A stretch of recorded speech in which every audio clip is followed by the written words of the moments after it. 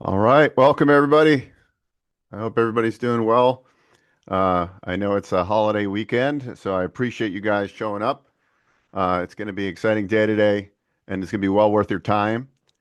We've got an action-packed event, starting off with a presentation from Dryer Event Superheroes in just a few minutes. It's a beautiful franchise model, so you're going to enjoy that.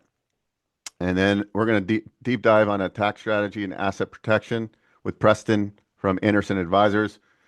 Guys, you're going to learn why you really need to own a business. Okay. Like I always talk about that, own business, own real estate. Going back to the triangle method, I always talk about, we're going to deep dive on that. And then following that, we're going to go SBA financing 101. How do you use SBA financing? SBA financing is high leverage financing. You can get up to 90% of the total costs. And on expansion deals, you can get up to 100% financing. So, what does it take to qualify? You're going to find that out and more.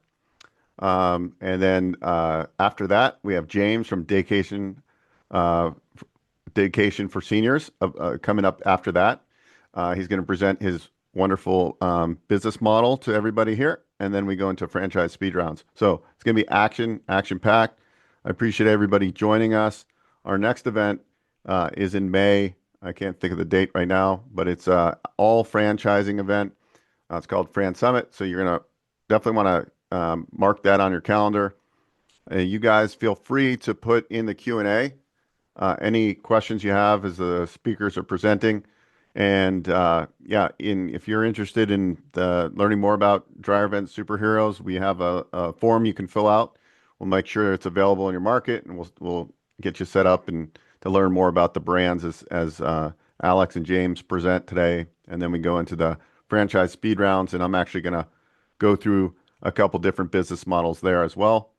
Um, Other than that, from 9:45 to 10, we're going to give you a little, it's called yourperfectbiz.com. I created that with the help of Bill, who's on, and it basically automates a matching process where you put in just about 60 seconds of information and it'll send you some possible business model matches. So you guys have the opportunity to try it out and figure out what business models it sends to you. Obviously, the best way to really figure out, hey, I want to own a business. I want to transition out of W-2. I'm not ready to do that yet, but I could get into a business today because I work from home. I have a hybrid schedule. I just need more reserves, and then I want to go full time into the business. So we have businesses that you can start, day one as a owner operator. We do have business models where if you've got the skill sets and have good leadership abilities, you can keep your W-2 job. There's something for everybody. And that's why, our mission is to help in the next 10 years, 1 million people go from aspiring business owner to successful business owner. And it's very possible. Obviously, it might not be me talking one to one, but we have team members. We really just want to have impact in this world because I think from my experience of 20 something years of entrepreneurship, it's not easy, but it's definitely worth it. And when you understand the benefits of owning your own business, keeping more of what you earn is like the number one thing. I talk to a lot of people and they don't have an income problem, they have a tax problem. So that's why I'm always bringing on wonderful people like Anderson Advisors because it's such a big component of being able to keep more than you make because a lot of people don't have the income problem, they have a tax problem. So owning a business is awesome. You're going to learn about a little bit about depreciation, section 179, 100% bonus depreciation. These are things that you guys should flag, start Googling, and start getting a better understanding of why you want to own a business. And there's just so many other points that you should. Without further ado, I'm going to probably bring up Alex. We're a little bit early, but I think I said what I need to. Bill, did I forget anything? I think I'm good. Nope, you're good. All right, so we're going to have Alex is going to share his screen. He has a PowerPoint, I believe. Please welcome Alex from Dryer Event Superheroes, and here we go. Awesome. Thank you so much, Bo, for that introduction. Give me one moment while I get my screen. Sure, I'll take your figure. time. No pressure. All this technology. Awesome. Perfect. Awesome. Well, everyone, thank you for coming today, Bo. I appreciate the introduction and what you're setting up here. Business ownership is very important, and what we see with our franchisees is they really want to be in business for themselves. There's a lot of corporate burnout and a lot with AI that I'll get into in a little bit that is giving some people some worry, and it's really getting people to want to take control over their schedules, their paycheck, and their lives. But to start with Dryer Event Superheroes, what is Dryer Event Superheroes? So with our brand, it is a dryer vent cleaning and duct cleaning franchise. So the question you might hear, or you might think right now is, what is dryer vent cleaning? We'll get into that.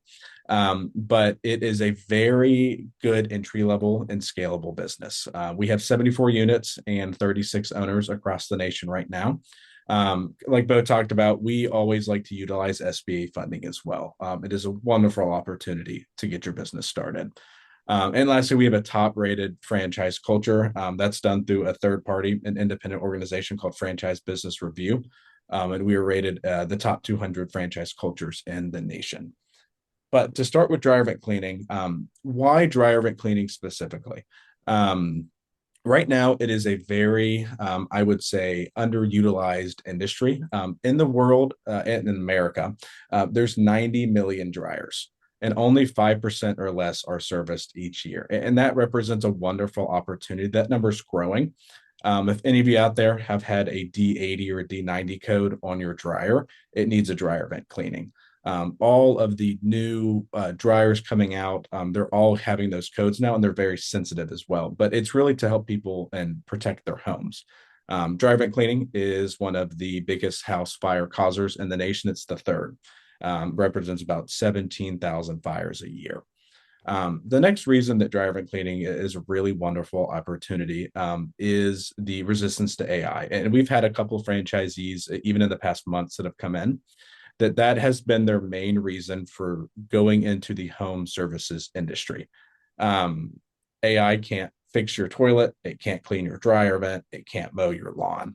And a lot of people are wanting to kind of hedge, you know, not just their job, but they want to hedge against it. They want to find something that's really going to be resistant to AI as that grows. And AI, it's growing month over month, day over day. Um, I like to use this picture because if you have clothes, you're a customer for dryer vent superheroes and for a dryer vent cleaner. Everyone gets their clothes dried somewhere. And that means that everyone is a customer that has clothes. But the industry for dryer vent cleaning, it's a $16.4 billion industry in the dryer market. And it's projected 3% growth year over year until 2030. And that's a wonderful opportunity. The last one I like to show is the new build versus the DIY. In new markets and old markets, there is a ton of opportunity there. New builders usually use the cheapest material, sometimes not up to code, and that represents really good revenue and really good tickets for our franchisees. And then you see on the right-hand side, the DIY as well, where there is a lot of times where it's an old home. The homeowner has something that's been done since the 70s. And that is also a wonderful opportunity. But there's growth in both of those markets, new or old. But why dryer vent superheroes really stands out in our industry and the home services in general. First, the buzz. Here's a couple of awards that we've gotten through entrepreneur.com in the past year and a half, but ranked in the top new and emerging franchises for franchises less than $100,000. And now in 2026, we're ranked as one of the top fastest growing franchises in the nation.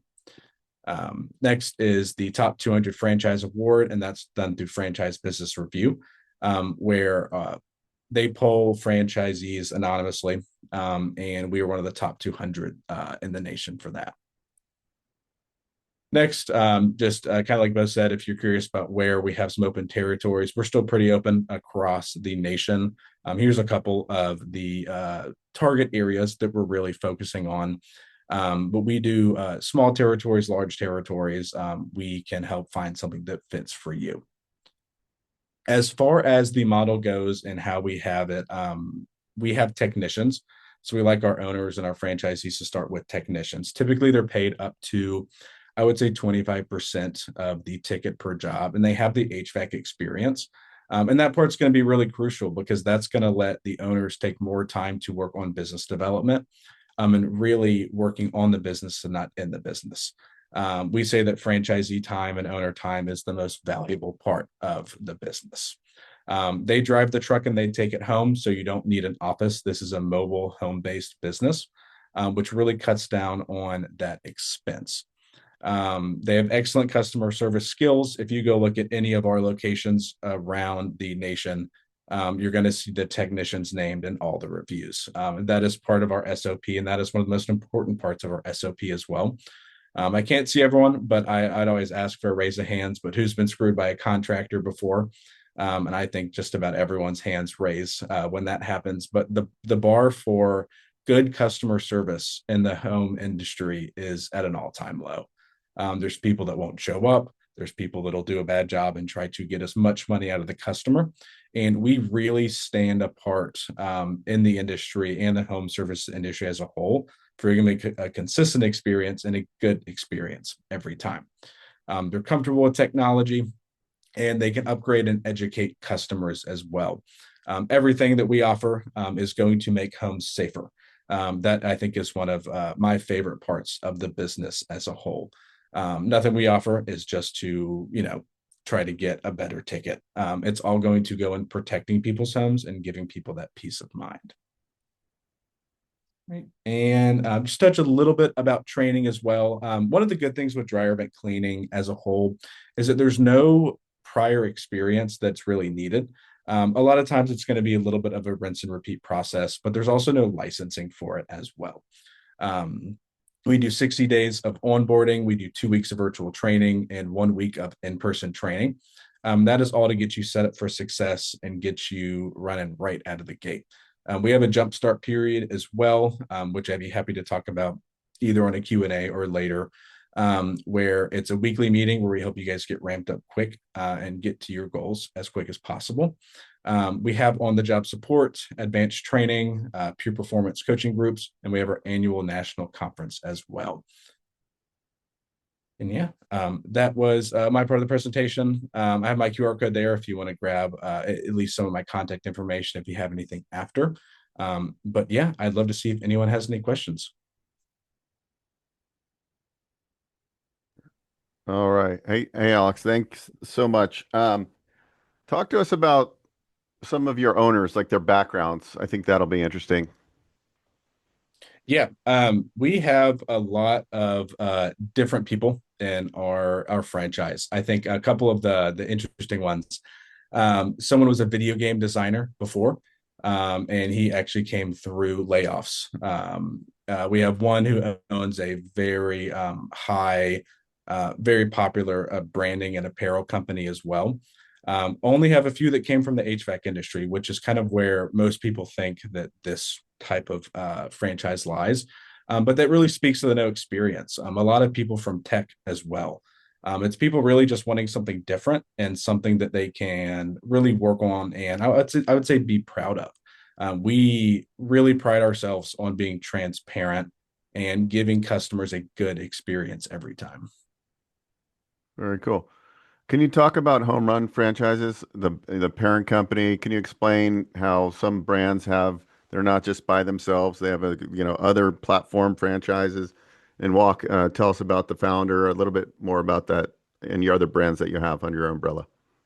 Yeah, so Drive-In Superheroes is part of Home Run franchises, which, like Bo said, it's an umbrella brand. So we have two of the brands that we are working with right now, and that's UpClosets, which is a custom closet design company, and we're starting to pilot and launch the Lighting Squad, which is an electrical handyman franchise as well. With an umbrella brand, you get a lot of strengths with it because not only is there the team with Driver Superheroes, and that includes everyone that handles our marketing, our technician training, our support. You get that with every brand that's there. So not only is it us working on projects, but it's being able to loop in other teams and other people's experience. So there's a lot of strengths with it. But sharing information, finding new ways to achieve better results with marketing, developing systems and operations, it makes it very strong. And it's always fun to have other people with other opinions and experiences because it always is going to challenge what we do, and it can always make us better. Thanks. What talk about like when a candidate invests into the franchise system, Mm. and they're now gone through the training. You guys do a lot of marketing. You can talk about like how you're going to help ramp their business up fast and like what they should be doing as an owner. Obviously, they shouldn't be doing the cleaning and the inspections. They're really building a team.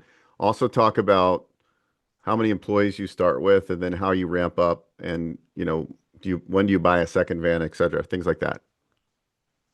Yeah. So when franchisees start, we have something called the jumpstart process, and that's a structured weekly meeting with the your cohort or wave. So that's all the franchisees that come in at the same time as you. We like to keep everyone together because everyone goes through the same ups and downs, really. We always start with one technician, one van early on, but the goal is to get to your second van within the next 2 or 3 months from there. We handle with our vendors a lot of the digital advertising. We go pretty heavy into that in the beginning because we want people to build the momentum and scale up. The faster we scale the business, the better it is for the owners. A lot of times, more revenue that comes in, more opportunity as well. For owners, we really want you going out in the community and making referrals and making strategic business partners. There's some people that work really well with us. You look at appliance repair companies, which is one of our bread and butter ones. You're always going to have dryers that don't heat, and they're always going to have customers that need their dryer vent clean. But we have a playbook on really how to get out and find the right people to partner with in your area. And the more connections you can make like that, the better. There's a lot of people out there and a lot of businesses that just need some referral partners, really. I know that I just talked to an appliance repair person. I run a company store in Birmingham, Alabama, that he's been working for 50 years as an appliance repair person. He's never had anyone he could refer dryer vent cleaning to before. So there's a lot of that opportunity out there. But if you can get that and you can bring your referrals in, you're able to scale up even faster because you're not having to worry about advertising just driving your jobs. You get to really drive that yourself. And then that'll get you more into the multi-unit work and the apartment complex work, which is going to be very high ticket and very profitable for franchisees. Can you talk about a total investment range? Talk about why people might do two territories or three territories versus one. Can you walk them through what the kind of how you guys define a territory, just kind of high level, and what operators sometimes do? They invest in a larger territory in the beginning because you don't have a brick and mortar location. Mm. Yeah. So the minimum investment ranges from 78 to 100, I think 18,000, and that's going to be through the small, medium, and large territories. Small is around 350 to 500,000 for population. A medium is 1 million, and a large is about 1.5 million. We see most people go to, I would say the medium is the one that we see the most. And that's a good sized city right there. We've seen a couple people start with a small territory. And then instead of scaling up to their second truck first, they go to their second territory first. But we recommend the medium off the bat. It's a good amount of population, especially for um, getting the multi-unit and the commercial as well. That's what we see the most, and then we see people expand. We had our franchisee in Knoxville, Tennessee, expand to Chattanooga in the Tri Cities area. So he kind of pulled off all of the Eastern Tennessee side. And one of our owners in Georgia is looking to purchase additional territory, not where he is. It's actually a couple states over where his family is. And because of our business model, and because I would say it's simple and it's scalable, it makes it easy to do even if you're not directly in the area. What is can you John asked he was wondering about average ticket. Obviously, you can give ranges and so forth, but he wants some clarity on a little bit of the unit economics, what you can talk about. Maybe your item 19. For you guys that don't know what an item 19 is every franchise is required to produce an FDD, which is a franchise disclosure document. After we, essentially after we introduce you to the specific franchise, they're going to meet with you the first time and typically send you the disclosure document to sign. It's required by law, and inside there's 23 items, and item 19 is the earnings that are reporting from different franchise locations. That can vary from franchise to franchise as far as what it looks like. That's only part of the diligence process. You're going to do a lot of diligence, and you're also going to talk to owners. We call those validation calls, where you talk to, Tim in Arkansas, who has two territories, has been up and running for 2 years. You talk to Jimmy in Southern California, who's been operating for 9 months. So you can get a breadth of different feedback. You can dive into the weeds about what they're doing as far as earnings and so forth. But Alex, will you kind of talk about what people can expect and like what we're shooting for and kind of give them paint the picture, I guess. Yeah, no, yeah, of course. Yes, first to speak on the validation, we like to do validation early in our process. It's super important to talk to existing owners in any franchise system. You can ask them pretty much any questions. We have to stay away from specific financial information. Just that's through just through legal. Um, but with owners, we say ask away. We'll give you a couple questions that we want you to ask, kind of based on your goals and your needs. But all of our owners are open books. Again, we pride ourselves on that transparency. As far as the average ticket prices go, we like to hit certain revenue goals. I would say a day, which ranges from 1,000 to 2,000, depending on how many vans you have. For one van, we want 1,000 or more. And that's going to be done through a mixture of dryer vent cleaning, duct cleaning, and reroutes. The duct cleanings and reroutes, they range very wildly. I would say that really depends on the areas. If you have in Texas, for example, they're doing duct cleanings upwards of $4,000 to $6,000, kind of depending on how many vents are in the home. But overall, our average ticket ranges between 300 and 400 for all of our tickets. Driving cleaning is going to be a little bit on the lower side, but that's because it is an overall cheaper service. We kind of like to call it's more of a lead magnet because it gets us in the home to be able to upsell to either a duct cleaning, which people need depending on allergies or if their vents are dirty, or a reroute. Again, going to the new build versus the DIY. There's a lot of times that someone will throw up a route in a home for a dryer, and it is awful. And we pull burnt lint out of homes every single day.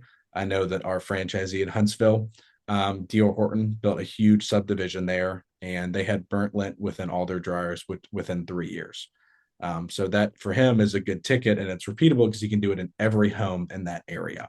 Reroutes, again, they range, I would say 400 to 2,000, depending on the size and the length of the run. Would you break down? I think this is interesting. When you're looking at a home service business, I think this gives people good kind of bird's eye view. And Mhm. like almost every franchise home service system is the same when it comes to like a home based and you have vans or trucks, right? So usually you start with one or two technicians, and we know that particular van can do X amount of service calls per day, right? And so by the end of it, you figure out the unit economics per van, annually, right? And then that's really what you want to do because it's really just adding a van and adding a technician in pretty much any home service business. That's the same thing. And then you build your unit economics around that. So that's like, can you kind of give your perspective of like how you'd paint the picture for somebody to understand? Like, I mean, pretty much any B2B or home service is similar in that matter. Yeah. So, yeah, and I agree, Bo. That's where that simple, scalable portion and a lot of home services come from. We have a couple criteria. So there's a couple things we want franchisees to hit before scaling. Because when it boils down to it, if you're hitting your revenue goals and you are knocking it out of the park, you're just going to repeat with what you did with van one with van two. So it's making sure your marketing is placed, you have your van, you have your technician. We want to get people to a certain amount of revenue before they start to scale up because it's important that we can replicate good results. We don't want someone to scale up that isn't having the success or where they need to because that's going might exacerbate a problem. Um, After we get to van two, we like to go more into the commercial work side of it. So the first two vans are usually going to be our bigger residential vans. And that makes it, again, just a little bit easier. You have to build your footprint in your area. You have to get your reviews. You have to become a trusted name. People have to see your vans on the road. And then it allows you to jump into commercial and multi-unit work where the tickets are much higher. So that's the slight deviation we have. We don't just go up band, 1 to 8 in that one. We like to go into the commercial work, which is going to be less job volume, but much higher tickets, and I would say much more profitable work in the end. And uh, uh, how many trucks in a mature like one territory, and then if there's two territories, like once the franchise scales up and is stabilized, what is a mature owner looking at as far as trucks on the road? Yeah, we see 3 to 4 usually. And that also depends on the goals of the franchisee. Obviously, we want growth for franchisees because that is going to usually what accelerates them to their goals in the end. But if someone wants a business they can run with their family, for example, we have a couple family-based businesses. Sometimes they don't want to go, they don't want to go to 8 trucks. They don't want to go to 4 or 5 trucks. They like a certain amount. We try to get people to 3 to 4, depending on their goals. That's what we see the most. It also keeps your costs a little bit lower and allows you to go more into the contract work where you're getting actual yearly and bi-yearly contracts with property companies. Um, it just that way you don't have to go up to another van. You have already achieved that revenue for the year and the next year through the contracts. Perfect. And what do you and I think this is important, guys. Like when we're talking about, roughly 90% financing, let's just say you're building a bunch of working capital, you have one territory that's 150 grand. You're talking about a 15, $16,000 equity injection. The rest is financed, right? So that's a pretty then there, obviously you're leasing and you're wrapping one vehicle and you're using outside financing or vehicle financing for that. But there, you're building in even that down payment for that van. So like this is why I like home service and B2B home-based business models because you don't need a brick and mortar. Your ramp up time is far quicker. Can you talk about ramp up and like once somebody and it's going to be dependent, right? There's always top performing franchise owners, and it really comes down when you're looking at an item 19 and you're doing validation. There's why are some owners doing, X amount of dollars and some not doing that much? And it really comes down to their abilities, right? So a good franchise system is going to help you with marketing. They're going to help you with like everything you need, but still people that get it and operate in a higher matter are going to be top performers. That's why in any system, it's not really based on the location. It's the operator themselves that make the difference. So the reason why the success rate with franchise owners is higher than an independent is because you're assigned a business coach, and if you can implement and play and be a good student and use the playbook and not try to do things on your own and say, oh, I'm going to try this and that. Really, it's about following systems. That's why a lot of people in the military are franchise owners because they're good at um, following the mission, right? And I think 1 out of 7 franchise owners is a veteran. And I think that goes to play the part. You have to understand franchising, its systems, its processes. It's not come in there and change things up and like come create your own ideas. That's why franchises in general have a higher success rate than an independent. Um, can you talk about the differences you see between high performing franchise owners versus the ones like things that you've noticed, things that people on this meeting right now, like to decide, hey, will I make a good franchise owner? Things like that. Like, what are the traits you see that the people that succeed, and you're taking people through the discovery process to learn about this franchise. Also, walk people through what a discovery process looks like too, so they can understand. You don't just sign on the dotted line. You're gonna spend weeks learning about a business model. Yeah. First, I'll talk about kind of the ramp up and how that process works. When you come through the sales process for a franchise system in general, um, first it should be open. It should be really an open discussion every time you talk with anyone on that team or franchisees. If you're going to be putting your money into this business, your livelihood, devoting your time, it needs to be something that you are 100% about and you 100% know what you're getting into. First, when you come in, we have our salesperson. Her name is Ari O'Brien. She is phenomenal. When she comes through the process and walks with you, you do a couple of things. You have your founder calls where you talk with Thomas Scott, who is our founder of Home Run Franchises as a whole. You have a marketing and technology call, which is actually going to be with me and one of our franchise business coaches, Sophia. And the validation, which is going to be a lot of your calls with owners. We have owners that we always, get depending on your goals and your background. There's people that we'd want to connect you with, but you are able to call who you want. You go down a list if you want to. There's more to that one as far as discovery days go, and that's where you might come to the office and learn more about everything related to the brand and meet the team. Not everyone does a discovery day just based on their work and their travel, and that's totally fine. We have virtual ones as well. If you sign on that dotted line and you come into the system, you go into our onboarding process. And that's a 60-day process where we make sure that your business is set up. You have any licenses you need, your insurance. Speaking kind of on the vans, Bo, as well, we have an agreement with a leasing company out of Ohio that just for the down payment, so no other really equity other than that, they'll wrap it, they'll outfit it, and they'll deliver it to you right then and there. So that makes that process much easier. You do that in the first month, you have it by the time you go to training.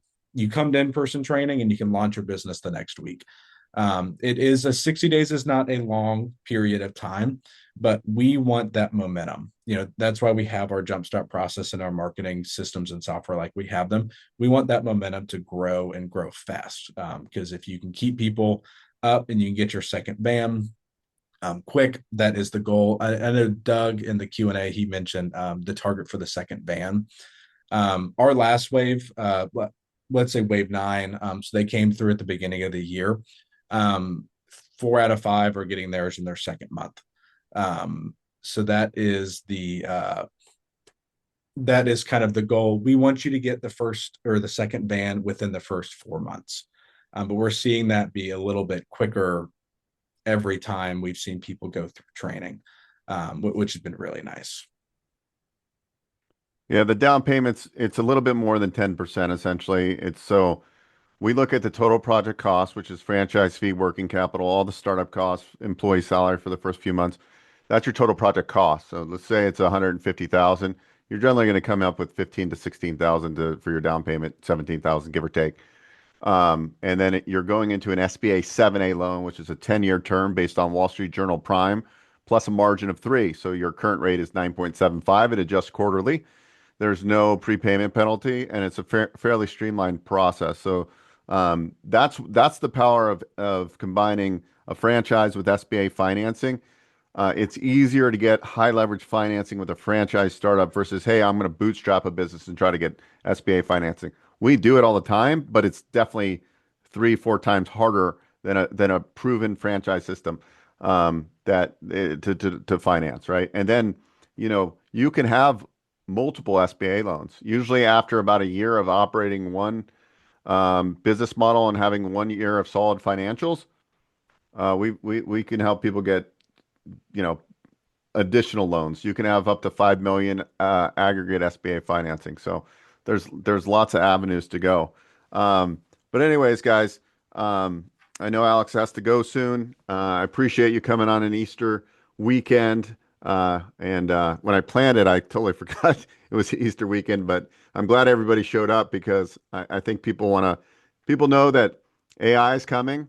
or AI is here. I'm getting a lot of people that are worried about it. I'm getting a handful that are displaced already from, their tech jobs, but a lot of people are plan B. The last question, unless Bill sees any, um, are you guys okay, Alex, if somebody works from home on a W-2 and has the skill set to run a business? Are you okay with Hmm. them, starting off, keeping their W-2 job as long as they have the time to commit and you feel comfortable with their skill set? Or are you guys like, no, we want people going? I know obviously if people they put full-time efforts to anything, they're gonna be more successful, but what's your take on that? Yeah. If possible, I'd like to get to Doug and Bill as well. I can answer those Okay. quickly. But as far as the W-2, I'll go back to that franchise survey. Over 50% of our franchises that answered the survey said they spent less than 30 hours a week on the business. Now, I preface that with I want people to spend 40 hours a week because that means that there's more we can do in the community to generate those partnerships and get more of those referrals and organic work. We see a lot of husband and wife teams that handle this. And usually one of them works a normal W-2 and one of them is working on the business. That's, I think, what we've seen more and more as timer has gone on, or someone has a manager as well that from a previous business that is working with them to kind of handle the day-to-day operations on this one. Um, I always say for really for any franchise, it's best if you can go full into it. That is going to give you the most time. And sometimes it's that skin in the game feeling, that this is what I'm doing, this is what I'm focused on. Um, so that's what we try to push people to, is to make sure that you have enough time because we don't want you to come into this business and really not just put all of your effort into it. We don't want this to be a side business for anyone.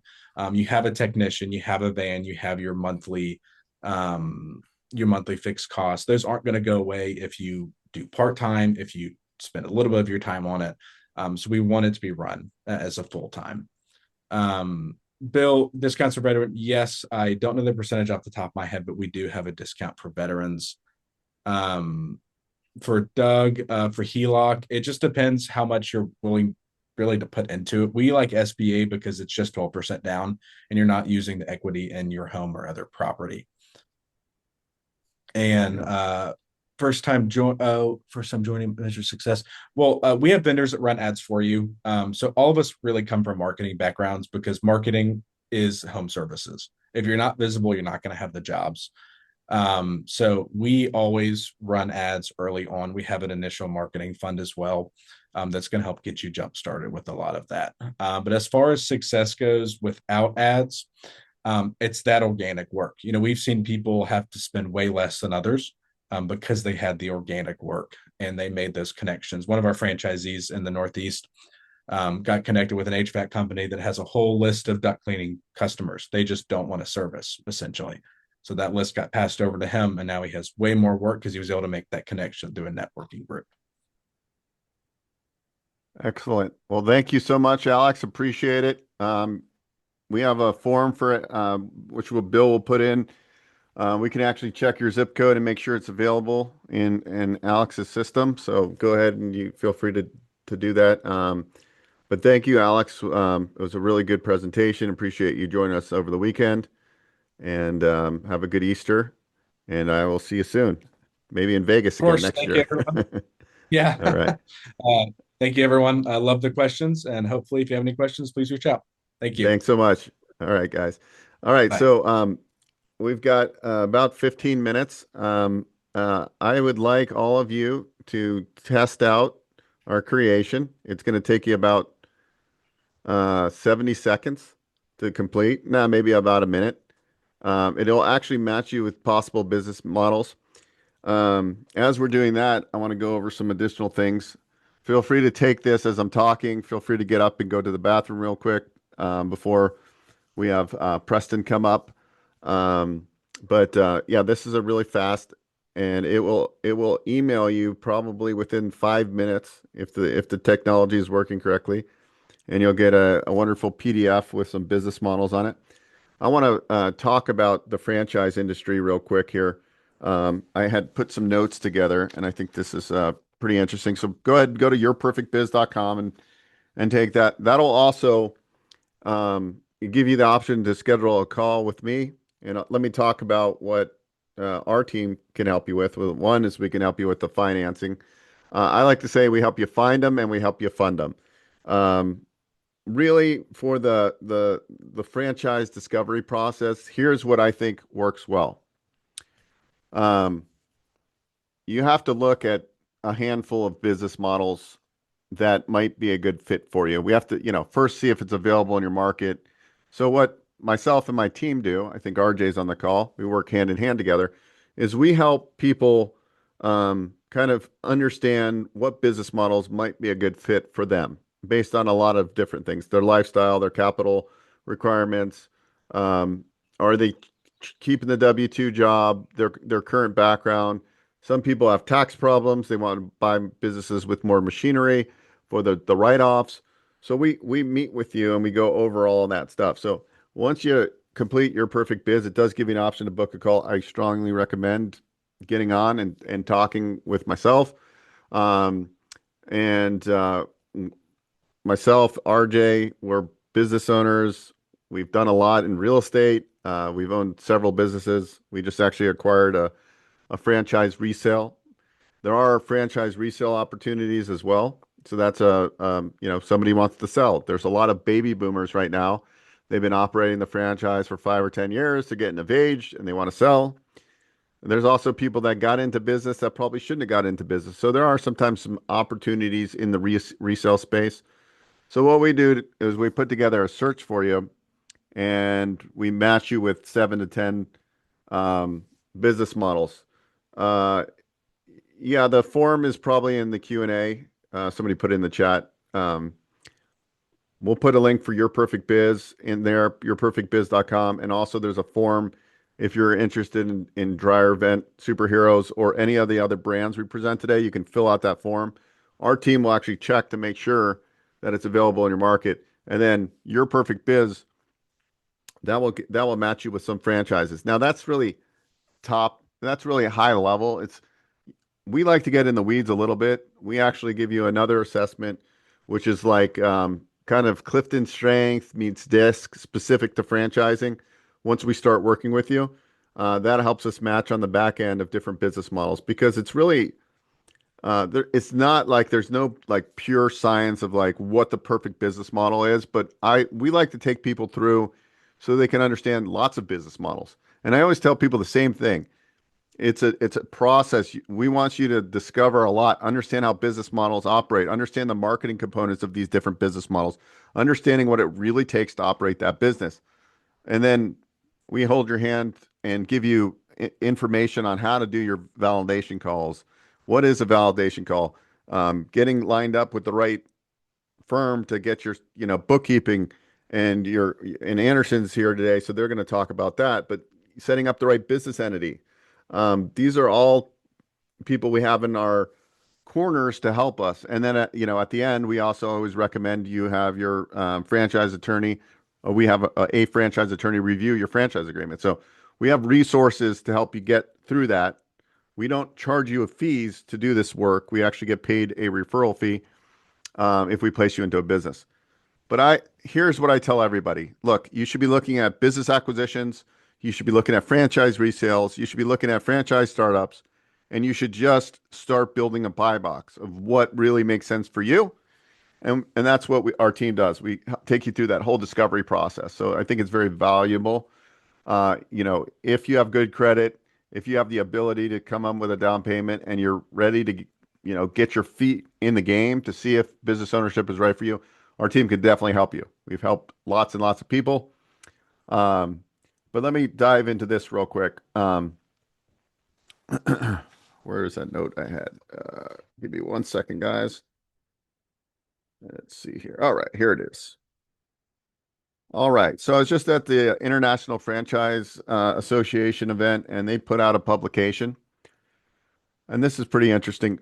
Franchise units growing to 845,000 locations nationwide, which that shows that even in kind of a little bit of a market right now of uncertainty, there is definitely steady expansion, and it's not hype.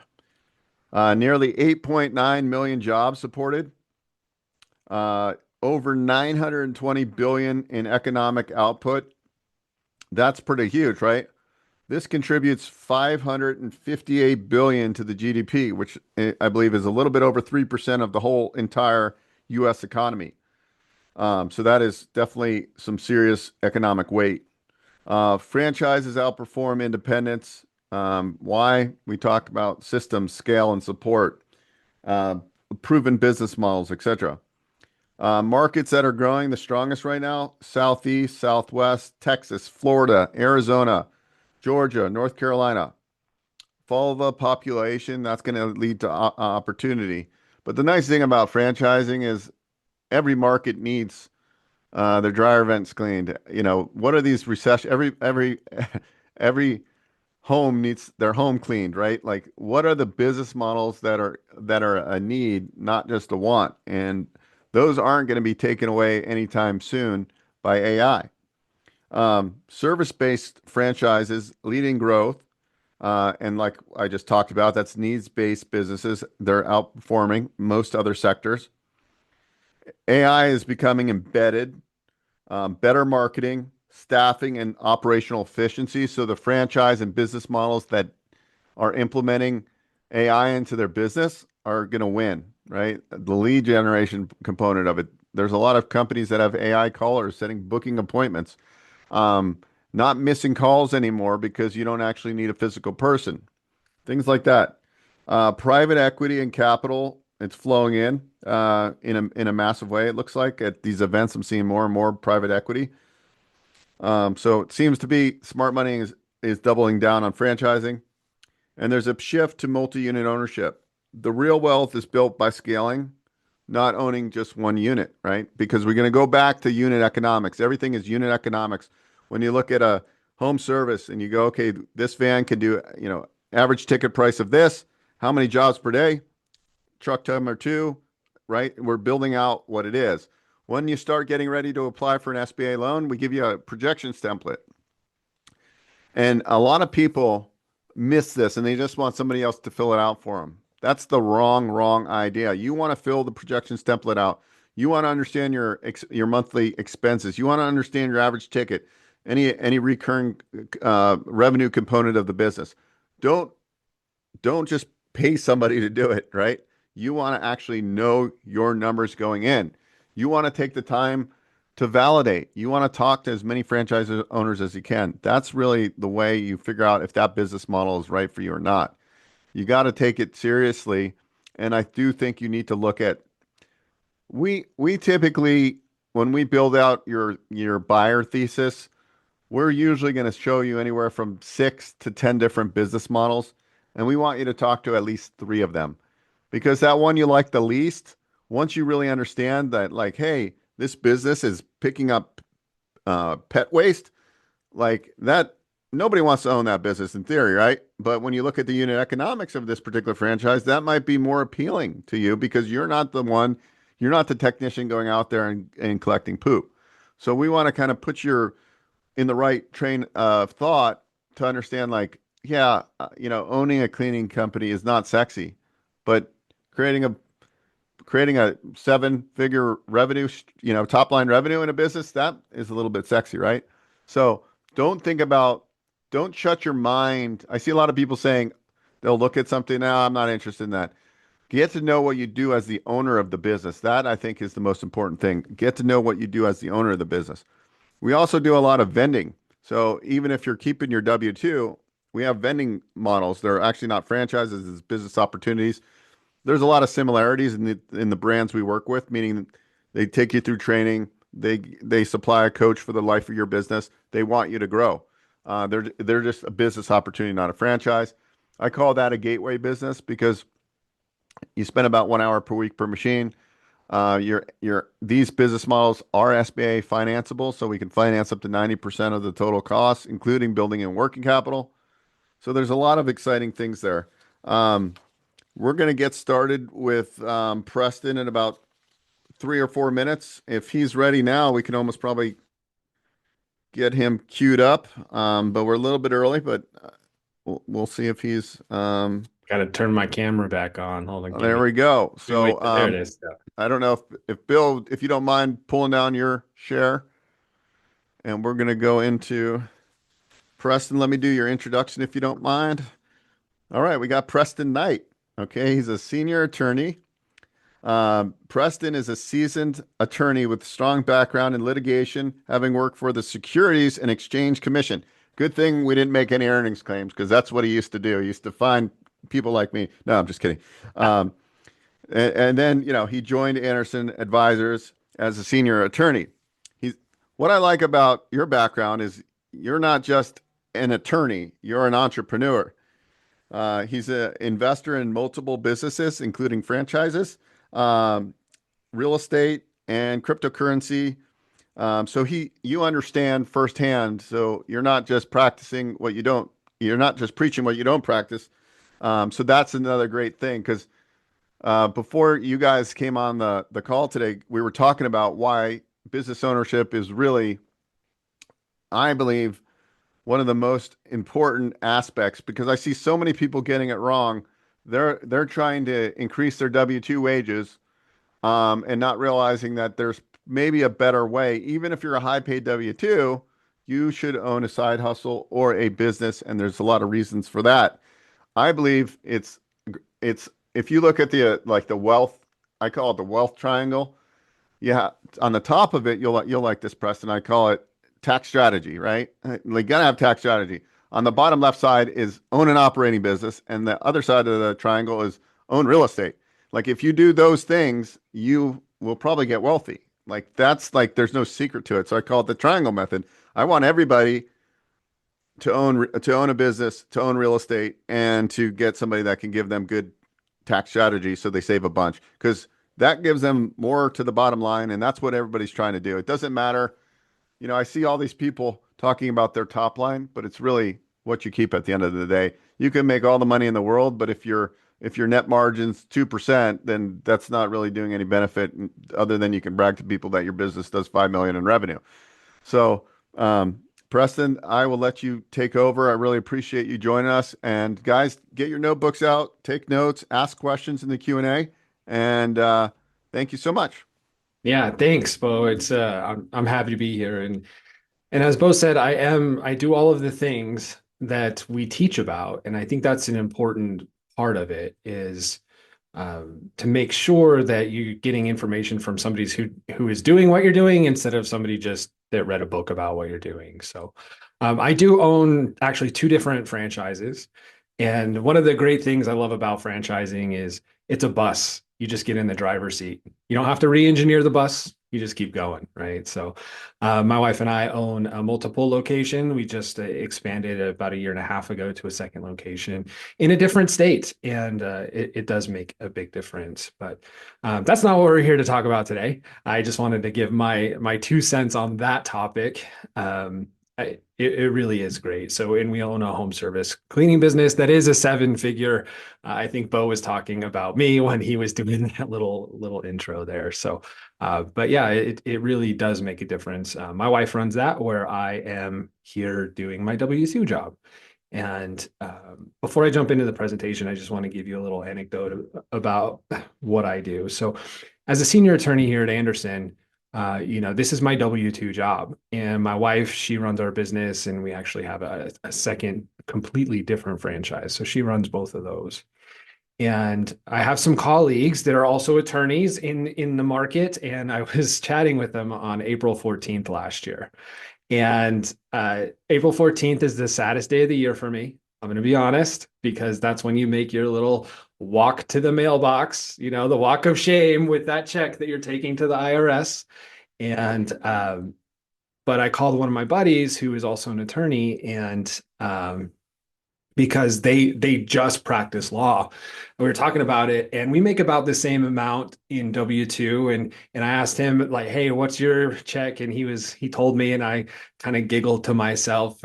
And because I own a business, mine was significantly like 1/10 of his tax payment was mine. So So I was like, okay, I'm doing something right. So having the business and expanding and all of the different things we're going to talk about today really makes a real world difference. And so we're going to talk about that. And I'm going to focus mostly on taxes, but I do have the Q&A pulled up, guys. So drop your questions into the Q&A as we go, because honestly, I would much rather answer your questions than go through just slides, because I'm an ex-military person myself, and we have a saying in the military, death by PowerPoint, and I don't want to do that. So if you have questions, please drop them into the Q&A. I'm happy to answer them as we go. So, all right, but we are going to talk about how to use businesses to offset some W-2 income, and we're going to focus on taxes. But before we get into that, just a little bit about Anderson. So Anderson Business Advisors was founded in 1999 by Clint Coons and Toby Mathis, and both of them have fantastic YouTube channels, so you should check those out. Lots of free information. And it was founded on the idea that on asset protection is where we started to protect our assets from people that want to take it away from us.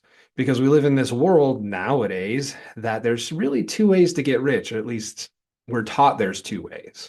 The first way is to win the lottery, and we see those billboards in every major city that has a lottery, and you can see, hey, win, $384 million, but not very many people do that.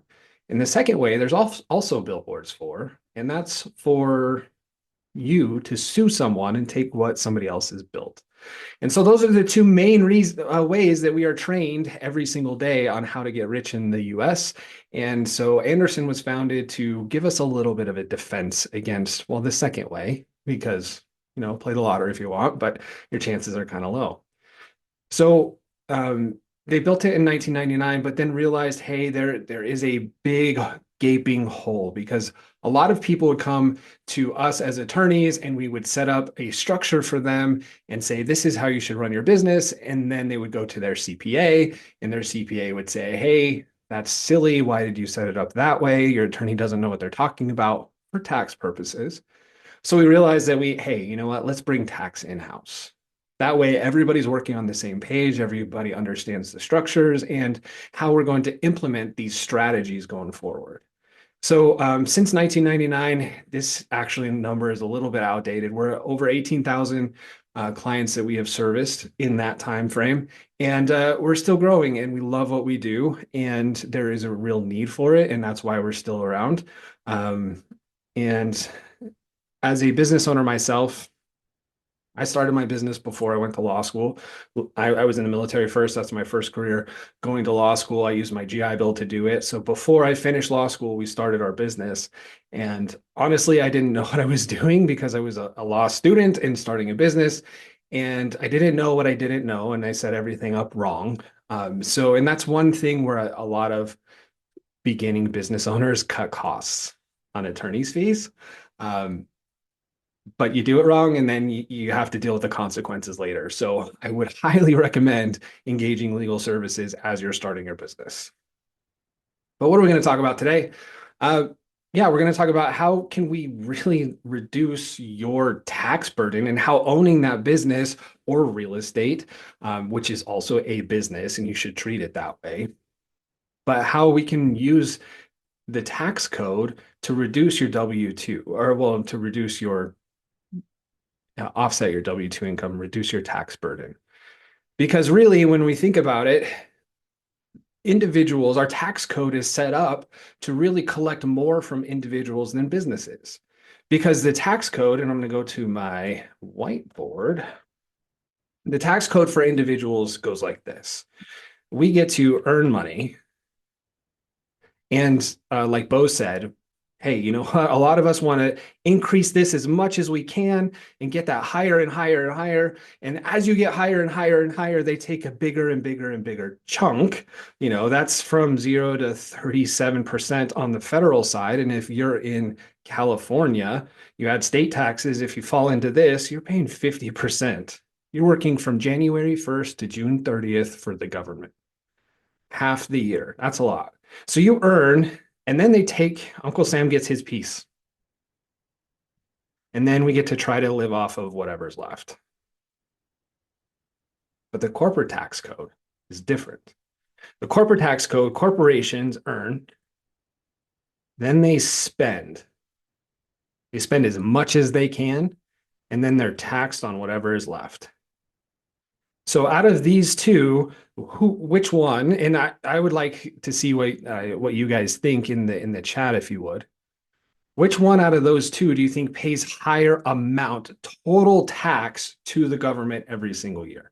Is it the corporations? Do businesses pay more in tax total, collectively? And think about some of the big businesses out there, or do individuals pay more in tax? I'm just curious. What do you guys think? Let me know in the Q&A. Nobody wants to answer.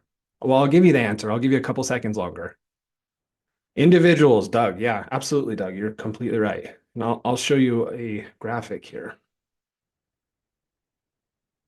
So individuals account for not just a little bit more, but significantly more when we talk about total tax paid. This is based on last year, and it does include our payroll taxes. 2.6 trillion paid by individuals because we earn, then pay taxes, then spend whatever's left. But businesses, they have it different. They get to earn, spend as much as they can, and then they get taxed on whatever's left. And this is actually a great system because those businesses are spending money on payroll for employees or buying new equipment or expanding their business and those kinds of things. And services like internet and cell phones and those, it's just putting money directly back into the economy as opposed to going to pay taxes. So it is really actually a good thing because as a small business owner, I rent from a local landlord, I get insurance from a local broker, all of those things. So I'm putting money directly back into my local economy instead of sending it to the tax man. So I'm a big fan of reducing our taxes as much as we can. Yes, we need to pay, and we have this great country we live in, and they can print money. So do we need to support? We should pay our fair share, but if we can get that lower, let's get it as low as we possibly can, right? Because which side do we want to be on? I don't want to be on the $2.6 trillion side. I would much rather be on the $500 million or billion, excuse me, $billion side and reduce the taxes as much as I possibly can. So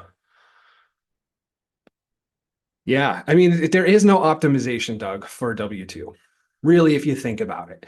On our W-2 side, what can we write off? If we're just W-2 employees, what can we write off? We can write off our mortgage interest, student loan interest, kids if we have them. My youngest just turned 18, so I don't have the child credit anymore. Like, what else can you do? There's just not a whole lot. But when you add a business in, then you can. So if we have a Schedule C business and we show loss on paper, it can offset some income, and we'll see how that kind of works going forward. The first one we're going to talk about is depreciation. So depreciation, especially with the one big beautiful bill, is such a powerful tool now because, yeah, Doug, hey, you know what? Whatever is fair to you, brother. Whatever is fair to you. Depreciation is a powerful tool that we can reduce and have paper loss, not an actual loss, a paper loss. And that helps offset income if we do it the right way. Now, if we have passive loss, like in real estate, then it can only offset passive gain unless, asterisk, if we have equipment purchased for an active business. And let's talk about the duct cleaning business that was on earlier. So if we start a duct cleaning franchise, and instead of leasing that van, we purchase the van, and the van, let's say, is $60,000. Well, it's 100% business asset. It's going to go on the business books. If we set up the business the right way, we can depreciate that $60,000 100% in the first year. 100% thanks to the one big beautiful bill. So now we have a $60,000 loss plus whatever our startup costs are and our investments. So maybe the first year of your franchise, because hey, you know what? You started it in October, you bought the van and you had all of this investment. Maybe you have $100,000 paper loss for your franchise because you started everything. Well, you file your taxes. If it's done correctly, that paper loss can flow down and offset your W-2 income. Let's go back to the whiteboard and see some real numbers. See some real numbers, okay? So if we have this franchise and it has startup costs of, let's just say, $30,000 of actual startup expenses the first year. That's your investment for your territory. So this is actually way too low, but let's just say territory, small equipment, office equipment, printers, those kinds of things. Only $30,000 to start. That's cheap. But then we're going to get let's make it nice round numbers for me because I went to law school, not math school. And then we get a truck that we can 100% bonus depreciate the first year because we have to buy the truck and outfit it with equipment. So maybe we have one of those, the duct cleaning, which is negative air or whatever, doesn't matter. Now we have $100,000 in the first year in loss. Okay. And let's say that over on this side, we have $200,000 in W-2 income because maybe we're a tech professional or some other professional, or we just kill it at our job, whatever our job happens to be. We have a plus 200,000. At this, we're probably like, let's just say we're at a 20% tax just for easy numbers. So we pay $40,000 in tax. Okay. So $40,000 in tax. All right. And that's federal, whatever your state is. I live in Utah. Our state's 4.85%. So that's another $5,000, but we'll just ignore that for today. But the cool thing is this will flow down to your 1040. Well, we have this business loss too. And as long as we set the business up right, this will flow down to our 1040 as well. So we have 200 positive, we have 100,000 negative. So really, instead of 200,000 in taxable income, we have 100,000 in taxable income, which lowers our tax bracket and lowers this here. So we're going to save $23,000 in tax.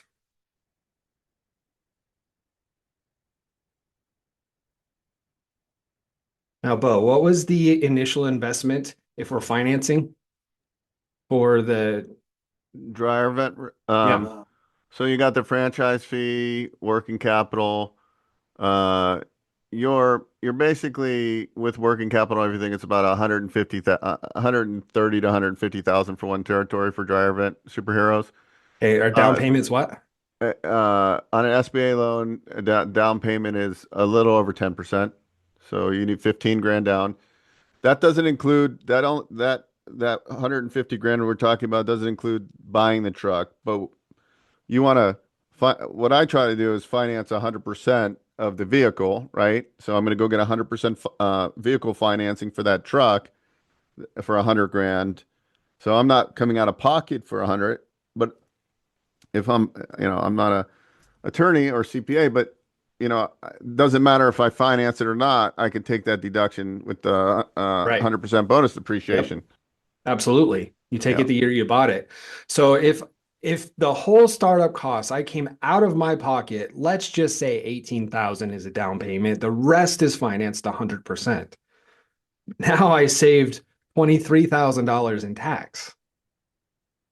Like it's almost I save more in taxes than my down payment for my business. Just by getting that one truck and starting a business.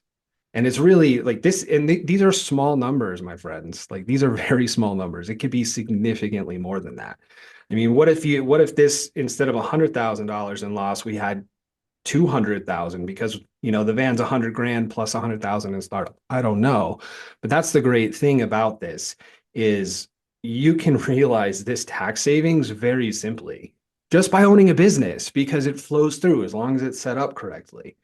And that's just starting that business. Now, real estate's a little bit different. We have to treat it, again, as a passive loss unless you qualify as what's called a real estate professional. And just one example of that, I had a couple of very high W-2 earners. They were both in California and they were tech professionals. And so in California, with the amount that they made, they were in the highest tax bracket. So they ended up paying about 50% of their total earnings every single year in taxes. And so the husband was actually getting pretty burnt out. And he decided that he wanted to become a real estate professional, focus on investing in real estate. And we sat down and we did the numbers, and their lifestyle, their take home money again, Bo talked about this, top line versus bottom line. Top line can go to infinity if bottom line doesn't increase at all because we're paying too much in tax or we have too much overhead or whatever. Our lifestyle is not getting better. But he was able to take a 2-year sabbatical, focus on real estate investing, running their business, and their lifestyle almost didn't change at all because he had enough depreciation to offset his wife's income enough to reduce their tax bill to where it was almost nothing. So those kinds of things are really, really important to calculate because we just saw there that a $15,000 or $20,000 cash investment could save you $23,000 in taxes, and that's very conservative first year. So running a short-term rental is another way because the IRS, as long as you meet their criteria, looks at that as an active business as opposed to real estate. Syndications kick off passive depreciation losses, which is fine.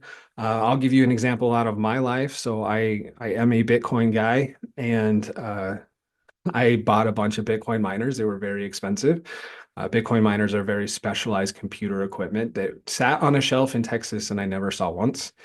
And until they were scrapped because they were out of date. And I was able to depreciate those 100% to offset my W-2 income because mining is treated as active ordinary income. So all of these things are important and can really make a difference in our lives, in my wife and mine and our children. It has made a difference and it's reduced our tax bill significantly. So if I'm already an Anderson client, is there any reason to listen to your presentation? Yeah, because you love to listen to me. Ouch, that hurt, man. Anonymous attendee. Yeah, anyway. All right. But another thing you can do is we want to use, or we can use, retirement accounts that I'm sure Bo has in his back pocket, where you can actually reach into your 401k and use that to invest into your business. But we can also divert a lot of income into retirement accounts and these are self-directed retirement accounts. We can divert money when we own our own business. And we can divert a lot of the profits over there. And it can be very powerful because an individual, you can actually put over $72,000 into a 401k. But your employer's 401k, like mine at Anderson, they offer a match and I am grateful for it. But I only put into my W-2 401k the max that they'll match, because I have a small business and I divert a bunch of my income from the small business into a tax advantaged account, my retirement account, up to the max every single year, it's a little over $72,000. And that's each for me and my wife.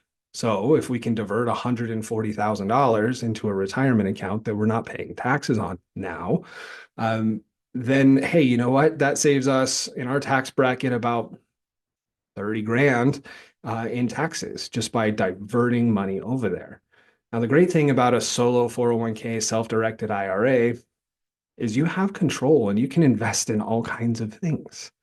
So you can invest and you can even partner with your retirement account to invest in, let's say, real estate. You can partner with or borrow from your 401k to start your business. You can take up to $50,000 out of a 401k as long as you have 50,000 or 50% of that total account value to start your business.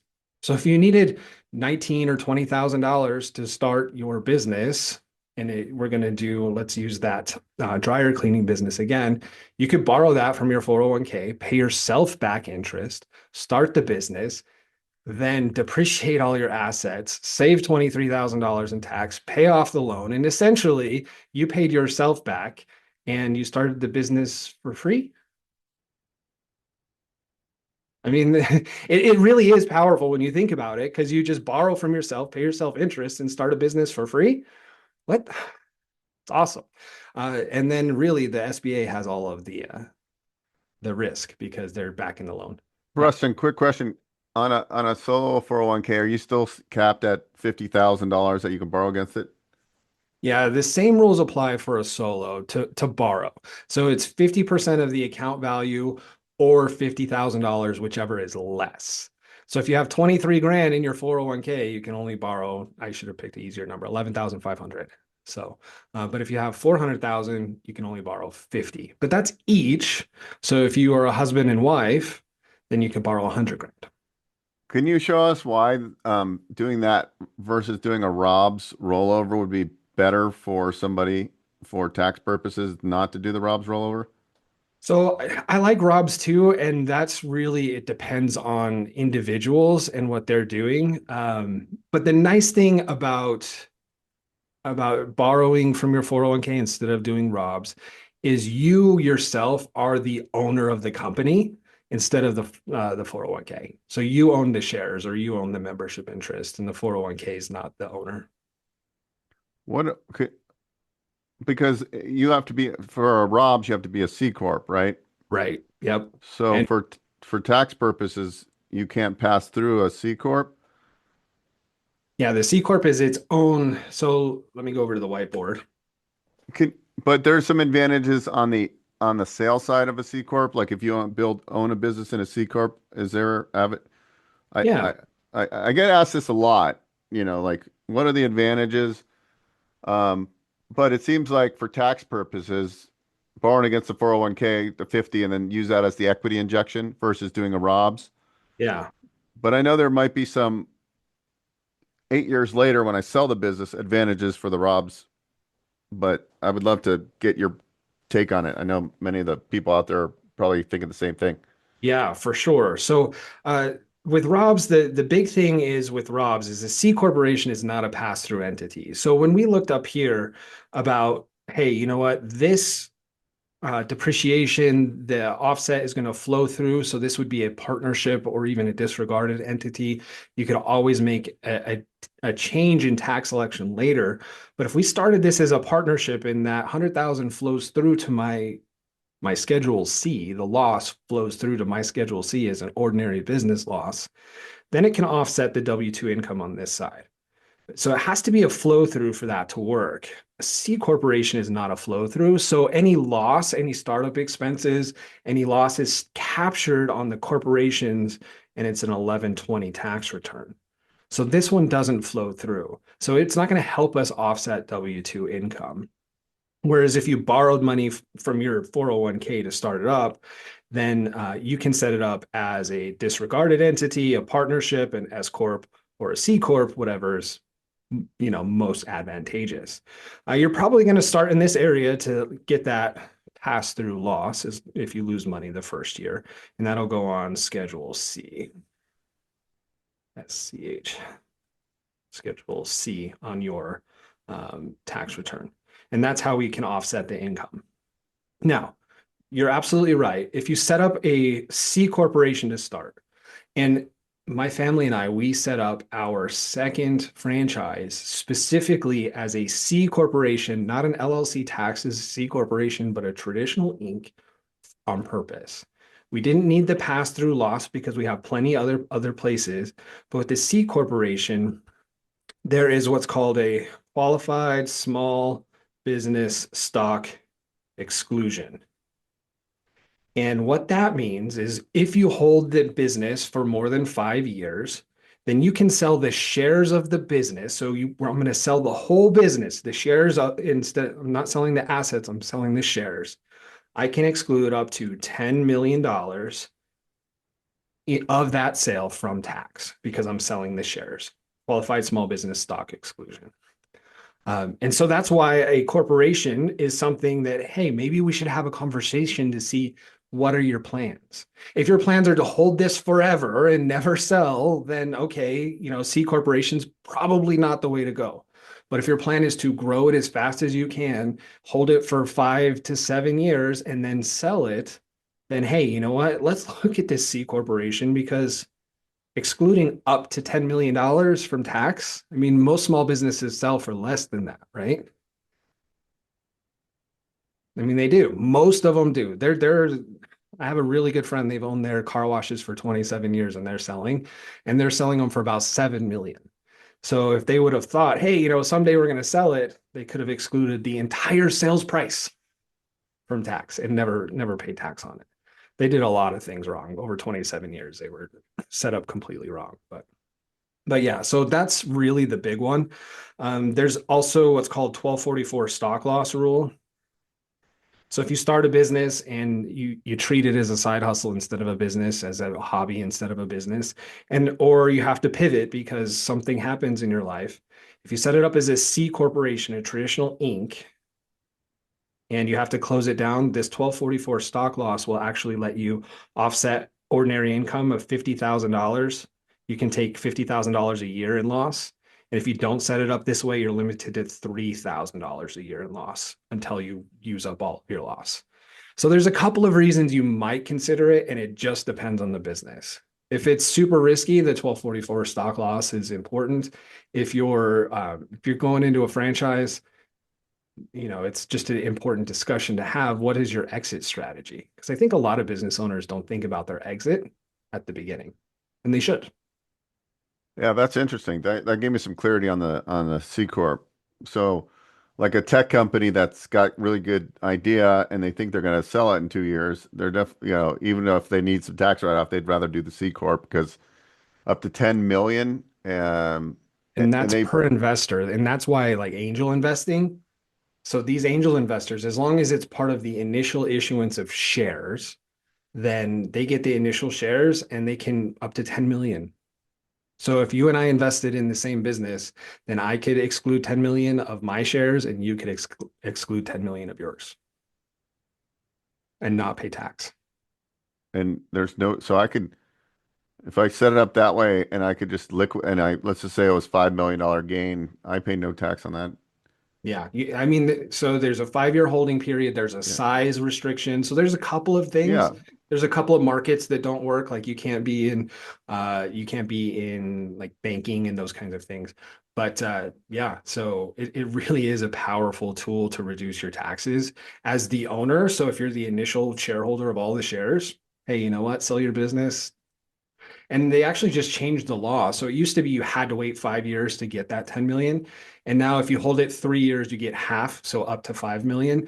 And if you hold it 4 years, you get 75%. And at 5 years, you get the 100%.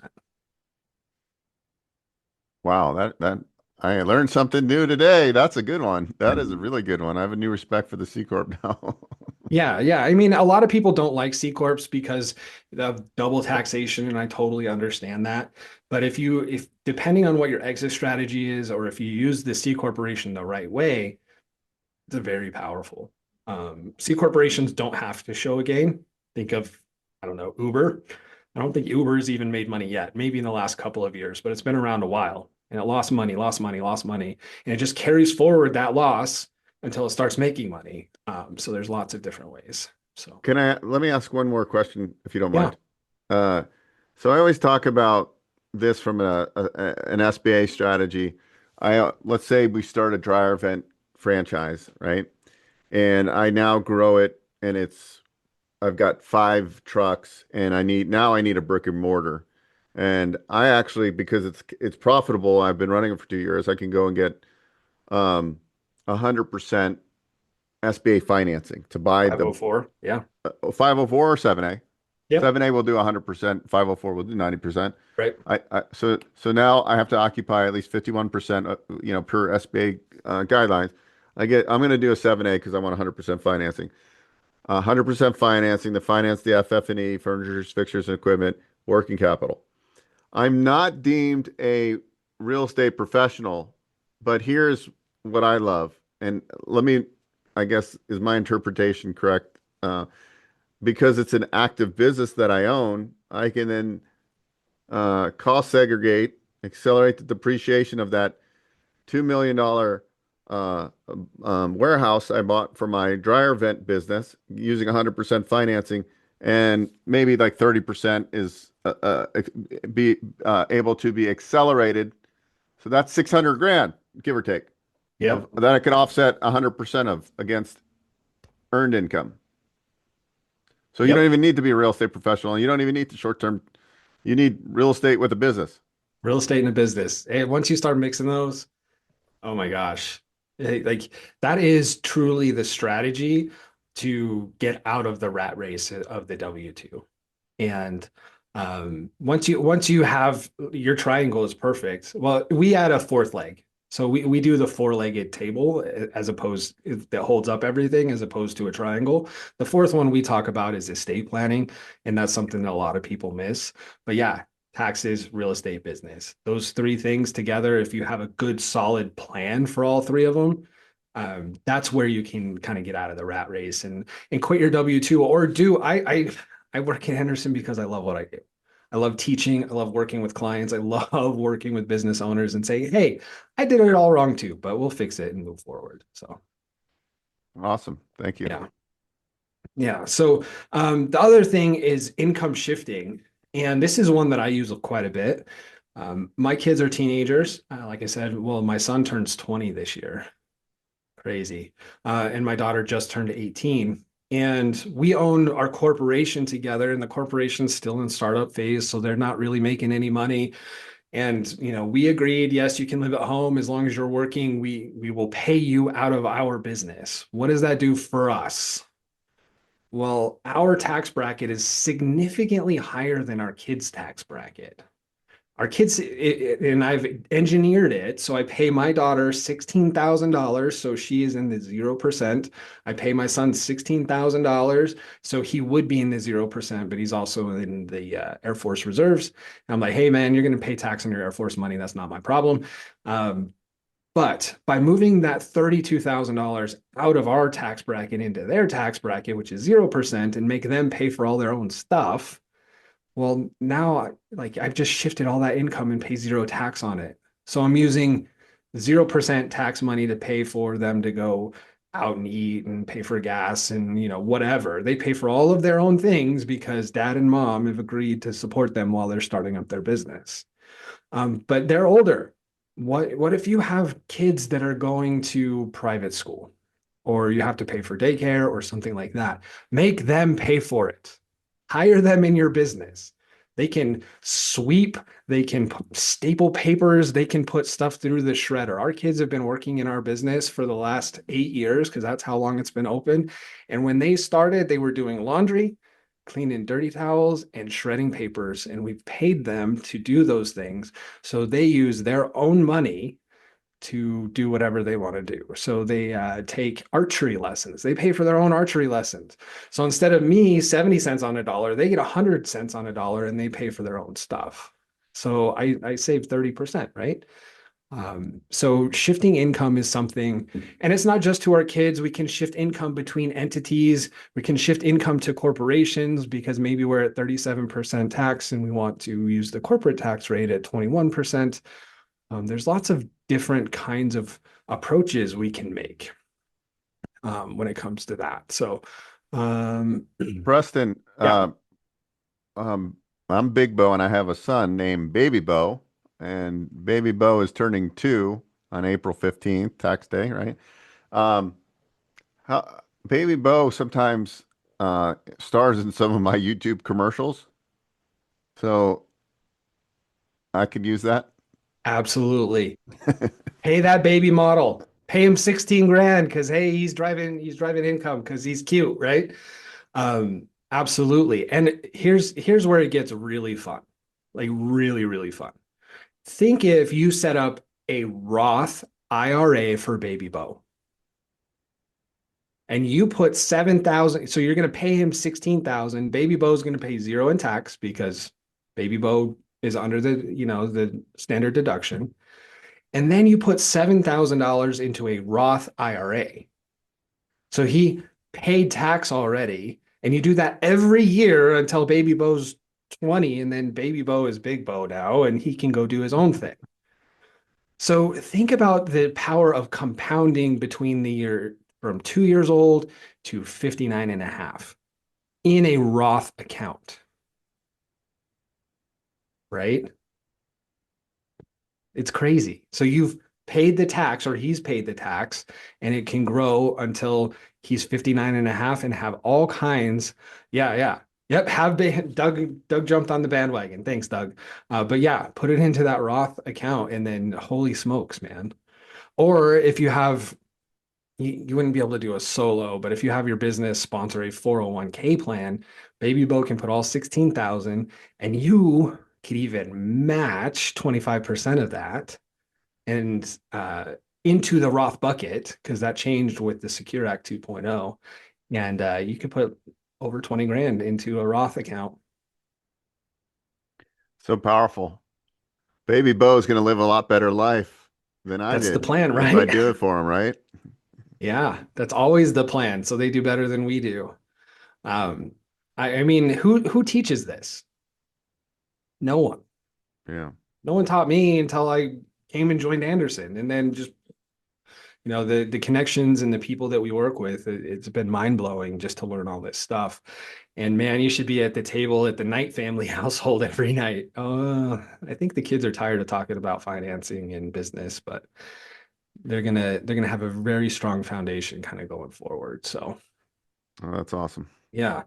But yeah, so we can shift income, we can invest it, we can put money into those retirement accounts. I didn't talk about defined benefit plan, but you guys, what this is once you are a small business owner and you are making really, really good money because you will as long as you put the effort in, then instead of the 70,000 a 401k, you can put hundreds of thousands of dollars into what's called a defined benefit plan and reduce your income by just shifting it over into a retirement account that you'll draw on later on in life.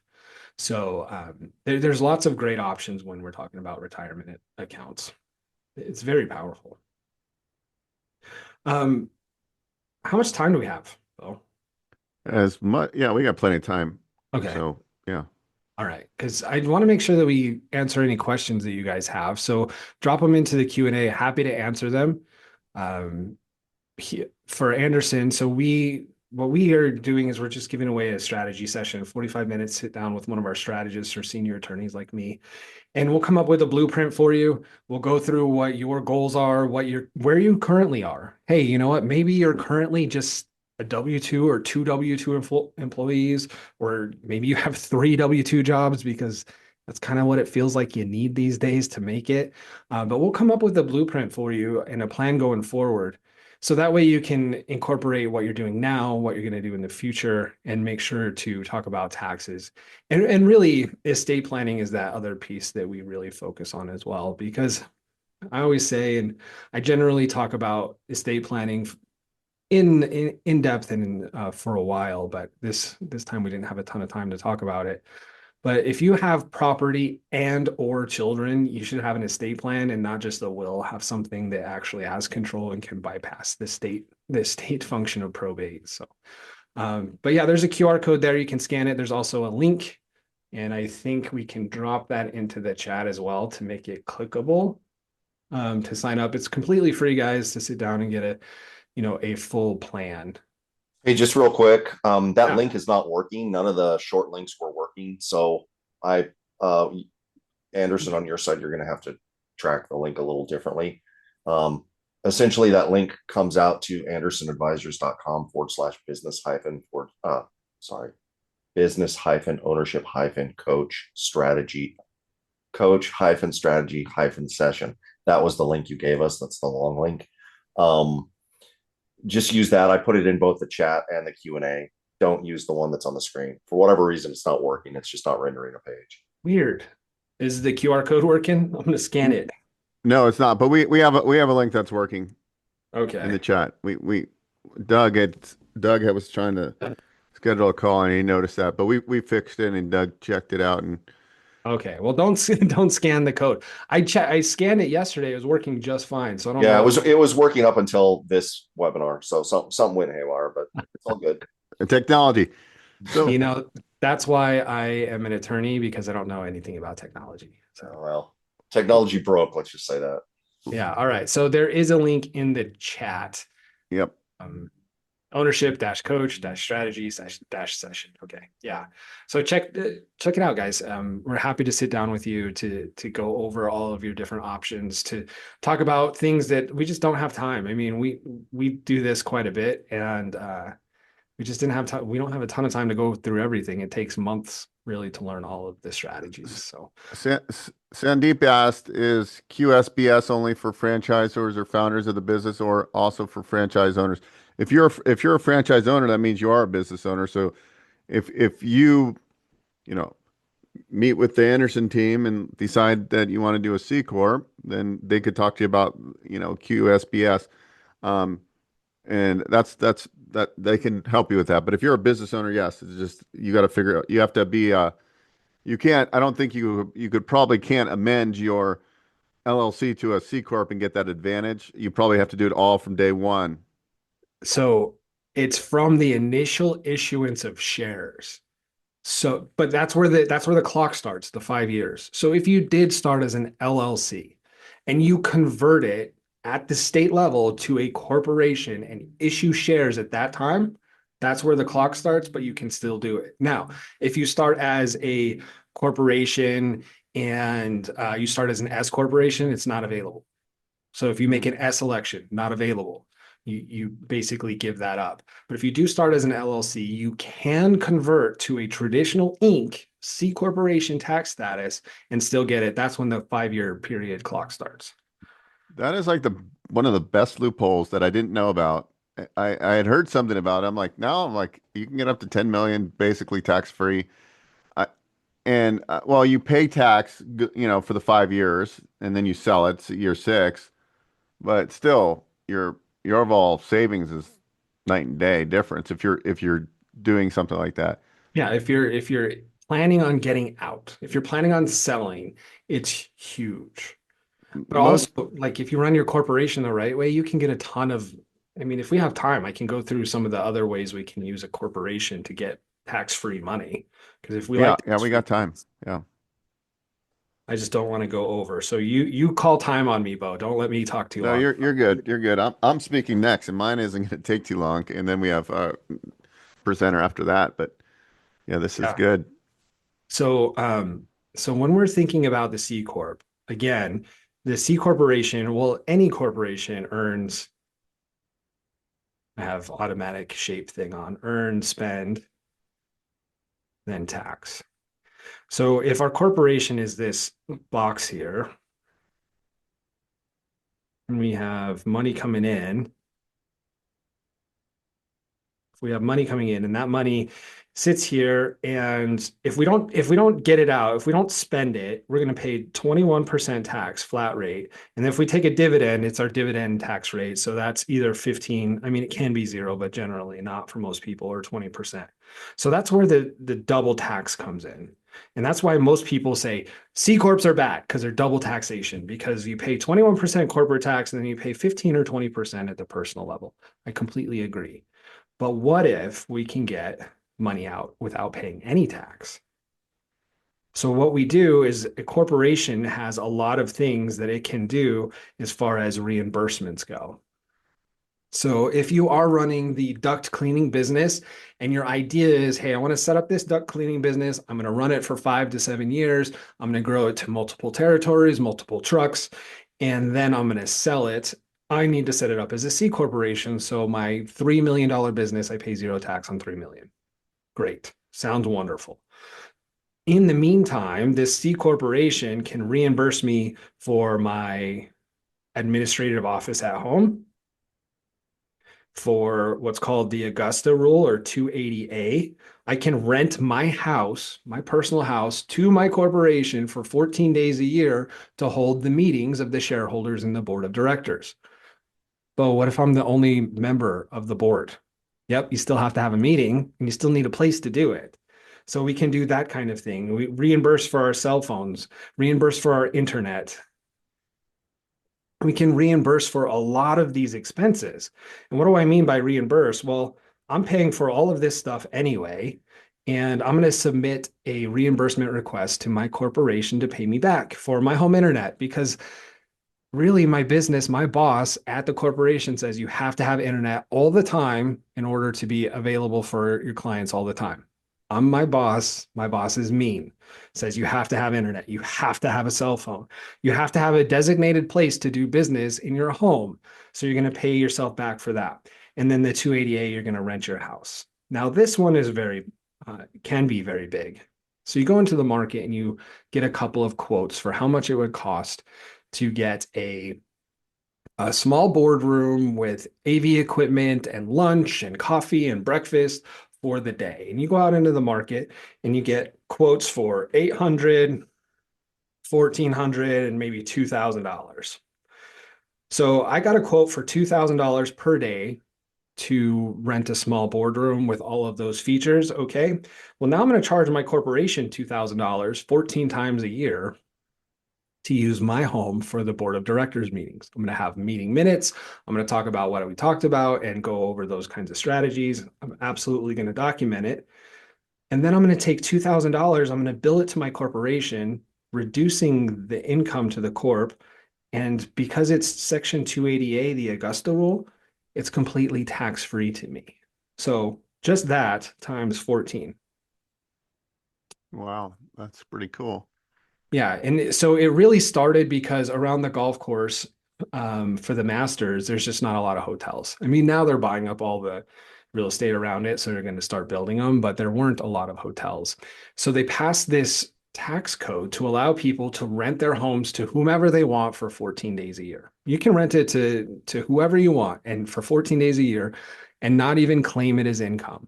There's one family in Georgia who rents their house just for the tournament every single year, and they get over 100 grand for the weekend, and they pay zero tax on it. Preston, what about that? That's awesome. Thank you for sharing that. What about, we get this a lot. Let's just say Bill is buying something, a real estate business. Let's just say self-storage. It's a self-storage facility.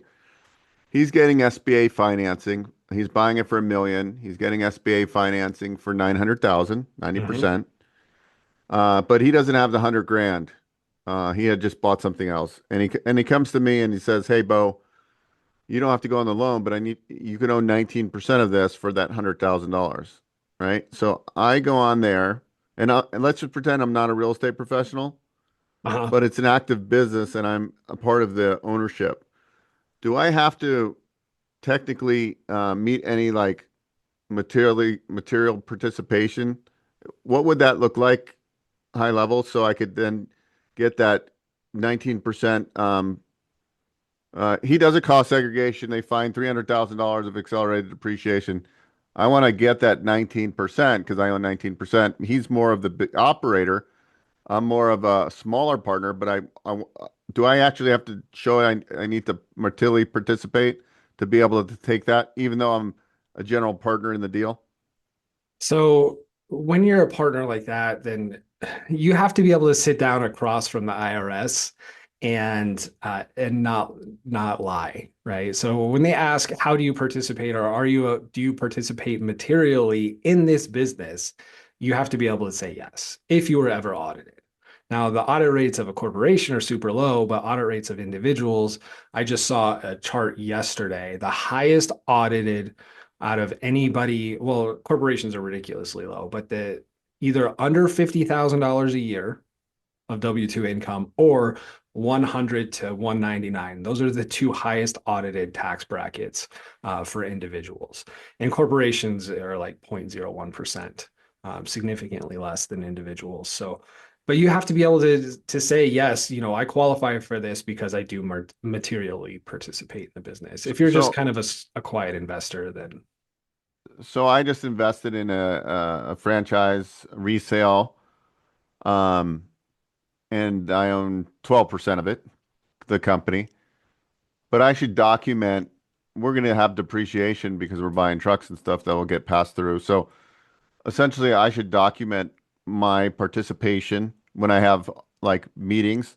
We have like a meeting like twice a week. Would that, in the eyes of the IRS, I mean, in the eyes of the federal government, what would you recommend I do to kind of cover my bases? Just document those Zoom calls? Yeah, I mean, if you're having biweekly or every other week meetings, then yeah, absolutely. Just have some sort of way that you can say, yes, I participated in the managerial decisions. We met this much. You don't have to be the guy, I don't know what it is. If it's a cleaning business, you don't have to be the guy scrubbing toilets, but you have to be somebody involved in it in order to take that to offset. So So I do materially participate on that one. Yeah. I So would say yes. so on Bill's deal on self-storage, and I own 19% to take advantage of the cost segregation, and I'm not a real estate professional. For you guys that don't know, cost segregation is when you get a third-party engineering firm, and there's certain components of the real estate that can be accelerated, and in a faster pace, because normally it's 39.5 years, I think, on a commercial property. So there's certain components you can take 100% bonus depreciation now that it's in the big beautiful bill. So essentially, in theory, if I participate in this business and I own 19%, we have a $300,000 acceleration. I would get 19% of that I could potentially offset income with. So I do stuff like that. I did that on a marina and a restaurant that I own 19%, and that acceleration on my K1 was 177,000 that I could offset that year. Yeah, and that's not small money because 177,000 times whatever your tax bracket is. I mean, if you're 30%, that's what, 50 grand in tax savings. I'm not great at fast math, but it's about that. So yeah, and I have no idea what tax bracket you're in. You might be in zero because you push it down enough. So, yes, Doug, it is the accountable plan. A C corporation has another thing in that only a C corporation can do. It can reimburse for out-of-pocket medical, but most of these kinds of businesses, you're going to have employees, and if you offer it to the directors and the shareholders, you have to offer it to your employees as well. So that's why I didn't cover that. Generally on our structures, we may have a management company, and that's the C corporation, and that's where you take the medical reimbursement plan. But yeah, but yes, Awesome. Doug, accountable plan. Any other questions, guys? I'd love to answer them as we're going. I don't know if there's anything in the Q&A. I think I asked a lot myself. I won't ask anymore. There's nothing in the Q&A. So if you have more questions or if you're ready to transition, I'm here. So whatever, I have time. Yeah, I'm good for now. I mean, I think just you guys are being generous. Like, click on that link and book a call with the Anderson Advisor team, and hopefully you get Preston, and Preston can sit with you for 45 minutes and get to know you and give you some strategy. Because I think we all need strategy. Basically, is a lot of us don't know this because they don't teach it in school. Even you know, Preston that's highly educated that went to law school, they don't teach any of this during that until get into somebody that understands tax and asset protection, right? Like that's like the bottom line. So fortunate for me, I always host the event and I always get really smart people like Preston on and I just ask questions. So I've learned a lot over the years.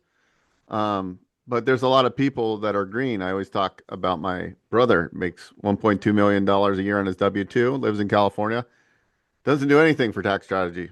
And I'm like, man, I mean, and he's got an economics degree. He's very successful.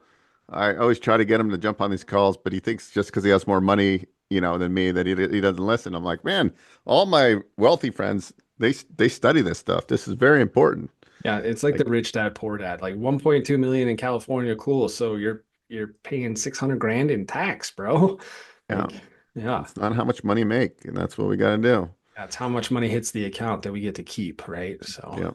Hey, so I don't know if you guys answered this question, but Doug had a question about combining Rob's with 401k loan. Well, Rob's is funded 100% out of your 401k, but the 401k is the owner. So I don't know if there would be a way to do both. I guess, well, but even if you were undercapitalized, if you needed additional capital, I think that would probably break the rules of Rob's. Doug will probably book a call with you, I have a feeling, because he's pretty smart, and they'll figure it out for you, whatever you're trying to do. Yeah, yeah. We could talk through it, but really ultimately I don't see, because with Rob's, the corporation's owned by the retirement plan, you're just an employee. And then if you needed additional capital, it would come out of the retirement plan anyway, because you wouldn't be able to put additional capital in without destroying the Rob's. So I don't think it would make sense to do both. Now you could have a Rob's company in your 401k and then borrow from it to start something completely different. Sure. I don't see a reason to do both for this same business though. And then there's one last one about Lillian, I think is her name. Mhm. Um, how about we are a couple, but my husband and son own a rental estate and paid repair can we put into our Schedule C as joint married? Ooh, I love this question. Okay. This is a fantastic question, and I guess we'll leave on this, and it kind of combines everything that we've been talking about as far as like our cost segregation, and it really takes us back to the couple I was talking about earlier. So you're kind of in that same boat. So we have a W-2 income over here, and it's a married couple filing jointly. Okay. And so we have somebody who is a real estate professional status, reps, real estate professional status. So if on the W-2 income side, not a loss, we have, I'm going to just make up some crazy number, $500,000 in income.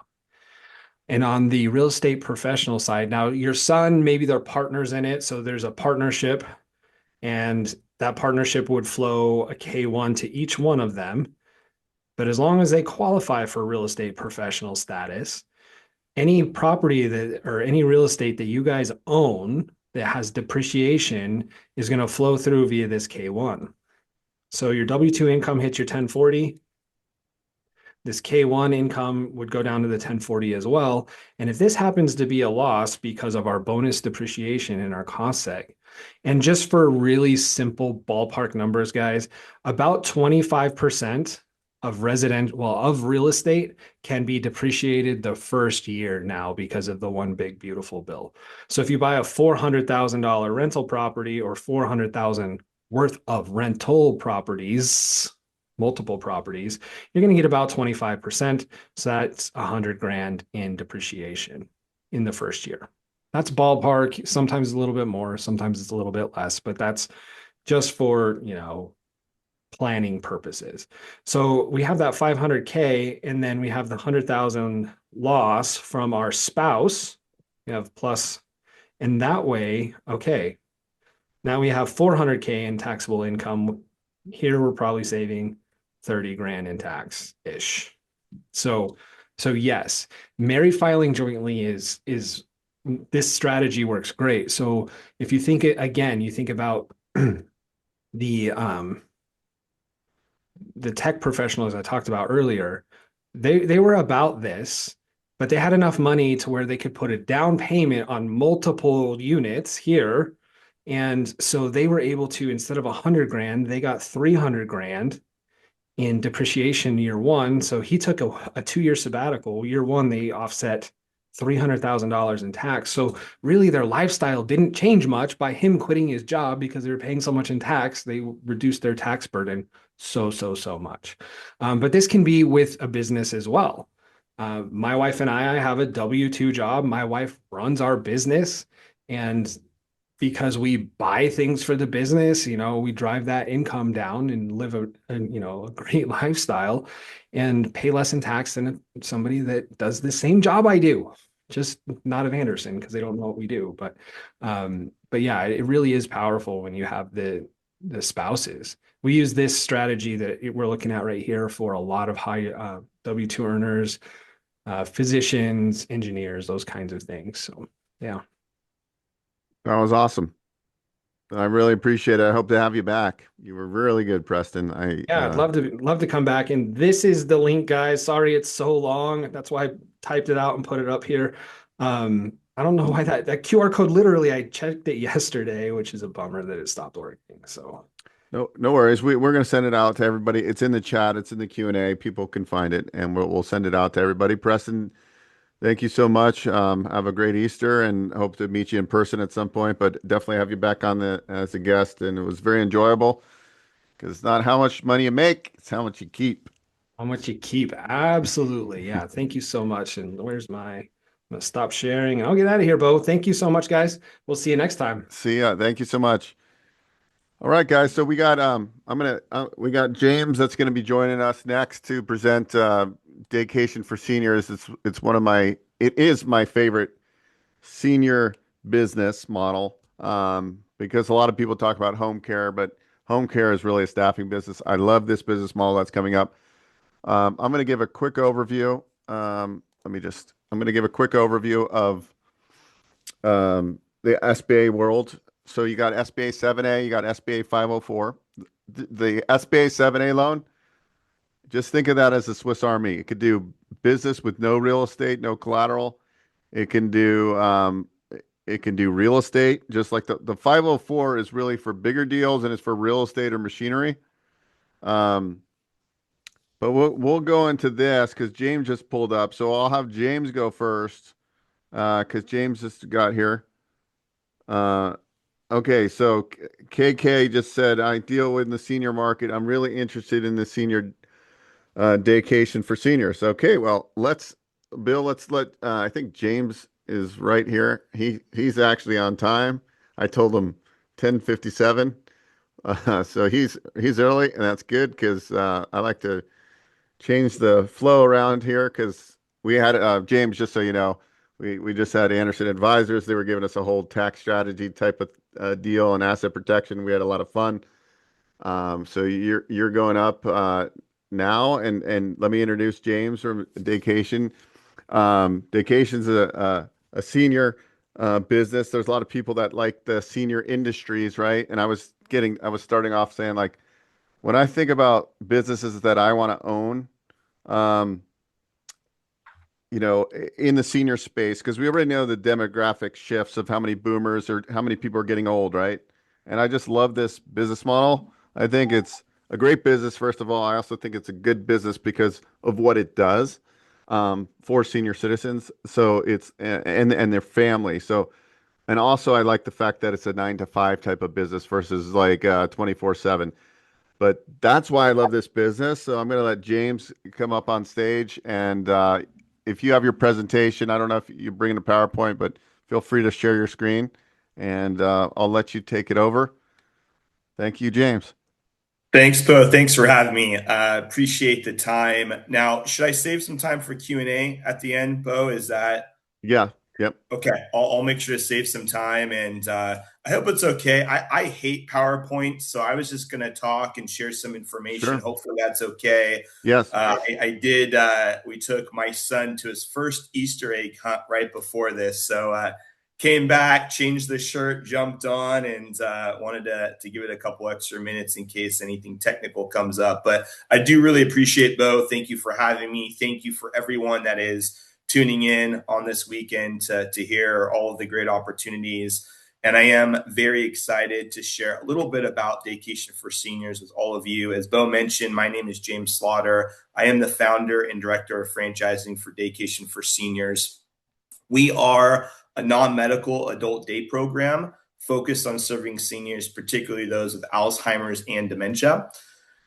And really, as the global senior population continues to grow, so does the demand for flexible, accessible, and specialized care. And more seniors really want to age gracefully in place. And families are actively seeking solutions that provide support during the day. That's where Daycation for Seniors comes in. And we really provide a model that delivers, number one, engagement and purpose for seniors, peace of mind for families, and a meaningful and scalable business for owners. So I want to really start off by talking a little bit about the market opportunity. I'm sure some of you have heard these numbers before, but I think they're really important to highlight. There definitely is it's growing and it's really an underserved market. And, when we go through these numbers, I think some of them will surprise you. 4.1 million Americans turn 65 each year. I'm sure many of us have heard that number before. What I was shocked when I first heard was that 1 in 9 seniors has Alzheimer's. It's a scary statistic. The aging baby boomer represents nearly 20% of the US population currently. And the adult daycare industry currently is a $7.5 billion market with projected growth of 5.7% annually. What this shares is really there is an incredible need for adult daycare. The overall industry, there's a need for it. When you look at 24-hour care, memory care, in-home care, if we were looking at a PowerPoint, you'd see, if I had a pie chart, adult daycare is such a small sliver. And I truly believe that adult daycare is going to gain more and more market share over the next 5, 10, and 20 years. I did want to touch on just a cost comparison, which I think is really important and we'll come back to later on. But the in-home care market, which is really our main competition in markets out here in Northern California, which is where our headquarters is based, the average price is $5,000 to $6,000 per month. If you're looking at a full-time one-bedroom facility, that on average is $10,000 to $11,000 per month. So Daycation really is significantly more affordable, and I'm going to share our pricing model here in a little bit, but I want you to remember both of those numbers here. I want to transition now into the Daycation model, what we do. So again, Daycation for Seniors is a non-medical social adult day program, and it's designed to keep seniors active, engaged, and connected. The key components are, number one, dementia-friendly programming. Number two, structured daily routines. Number three, social interaction and cognitive engagement. And then fourth, membership-based reoccurring revenue model. We are a social day program, not a medical program. So this creates lower regulatory complexity, which is very important, easier staffing model, and faster scalability. I do want to quickly touch on just the day in the life, what the daily experience is for our participants. So we are opened, as Bo mentioned, Monday through Friday. We are open from 8 a.m. to 5:30 p.m. And that's huge because, especially from a staffing standpoint, our staff are not working on evenings. They're not working at nights. And it's an incredible competitive advantage. When you do look at the competitors of in-home care or 24-hour care, the staffing side of it can be very complex. Our average tenure for our employees is about 6.5 years, with several employees being with us for over 9 years. Our employees love to work at Daycation, and CNAs in the community always are trying to work at Daycation again because they have their nights off, they have their weekends off, they're able to spend time with their family, and I think that's very important. Our daily schedule, I do want to share this in our curriculum, which I think is very important, what we've been able to put together and build. So in the morning, our participants are dropped off, and instantly they have coffee and snacks that they come into with a game that they can easily get involved with as they're dropped off. After that, we have a live music program every single morning. We have 6 professional musicians that rotate in, and we are true believers in the benefits of music therapy, and it's such an incredible hit with all of our participants. After that, we have crafts and cognitive activities, followed by lunch. Now, we provide simplistic lunches, so think crock pot, cold cut sandwiches, nothing super elaborate. You do not need a commercial grade kitchen. And I would say the one exception to those simplistic lunches are we do have a lot of theme days. This past week, we brought in some animals and we had bunnies for Easter. And usually we get a local restaurant that we partner with that typically donates food. And those can be a little bit more elaborate for those theme days. But besides that, it's pretty simplistic. Following lunch, we have an exercise program. Might be a little bit different than what you're used to. These are more chair exercises, but we believe it's really important to get the blood flowing. Then we have afternoon snacks, followed by typically an option for crafts or a game. And there's a little bit of choice for our participants. And again, social engagement and more games before they're finally picked up later in the afternoon.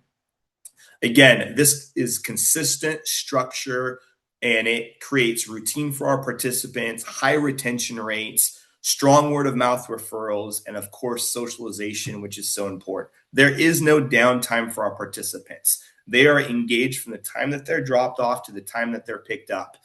If they do need a little time to break, or maybe they need 10 minutes, there is a quiet room that they're able to go in and just have a moment if they need to decompress and then come back and be engaged in the other activities. Now, the ownership model I want to touch on, because we are very flexible and we've designed it to fit different ownership styles. So you can be an owner operator from day one. You can be semi-absentee. You can even, have a plan to transition to fully passive over a period of time and scale the business. So again, it's about 50-50 in terms of our franchisees from the owner operator to the semi-absentee, but very flexible based on what your plans are. Now I want to get to the revenue model and the pricing. And again, as I mentioned, we are a membership-based pricing model, and we have 3 different levels. So the first is an 8 days per month or 2 days per week. The pricing, which is based on our corporate location here in Northern California, that I'm going to give you is $1,125 for that 8 days per month. For 13 days per month, it's $1,675. And then for the unlimited 5 days a week, it's $2,500. Now, obviously, the local demographics, the analysis will be, determine the really optimal pricing for your facility. But that is in Northern California what the pricing is. Now, this really, is there for predictable revenue, which is very important. You can see it's strong margins and, again, high client retention. So overall investments and financials, I'm just going to highlight a couple key points. I'm happy to go into more details. But the overall initial investment, including everything and operating budget and franchise fee, is a range between $218,000 and $398,000. It varies by quite a bit, and that's really on the location, the build out, and how much money you're going to have to put into it versus the tenant improvement money that you get. And obviously, depending on what part of the country you're in, that can vary. But we do run a very healthy profit margin of over 26%. And, you can tell that this is not only a capital efficient model compared to many other franchise opportunities, healthcare service franchises. But again, it also provides strong return potential, which is what we're focused on. So, just to highlight why Daycation for seniors and why this particular opportunity, I've touched on some really important points and I want to revisit. We have high demand. We know that over the next 15 and 20 years, as we've discussed. It's a recession-resistant industry, which I think is very important when you're looking to start a business and a franchise.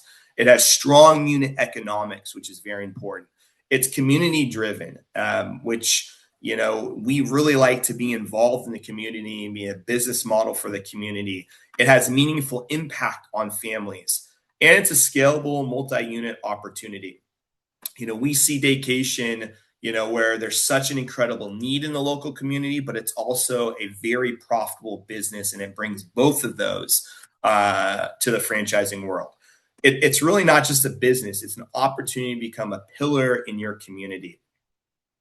So, as I get close to wrap up, and I want to make sure to save some time for questions, if you believe this could be a good fit for you, if it's interesting, please connect, obviously through Bo. You're working with one of the best in the business, and Bo's been an absolute pleasure to work with on some deals that we've closed in the past. Very, very knowledgeable in helping you find the right opportunity. But if this does sound like something you're interested, go through him, schedule a call with our team, and we'd love to start the due diligence process with you and guide you through the next steps. With Awesome. that, Bo, unless you've got some questions for me, my friend, we can open it up, or however you think the best path forward is. I'm happy to answer some questions. Yeah, guys, if you have questions, you can go ahead and put them in the Q&A. Bill, you can just, if anybody adds in, you can reach out. Yes, in Portland. I don't know if, are you guys open in Maine? We're not currently in Maine, but I am willing to go and get registered in any state for the right opportunity. For us as an emerging franchisor, it's very important for us to partner with the right individuals. So we're not looking to grow for the sake of growing. We really want to partner with someone that's going to be the right partner, a brand ambassador. You're looking at us to determine if we can be a good fit and a partner for you. We're going to look at you and want to make sure we sit on the same side of the table. So I'll go anywhere for the right individual. Jobin said, "Hey, Bo, I'd like to talk to you about SBA options for ALF assisted living. Hey, to me, this might be a better business model for you.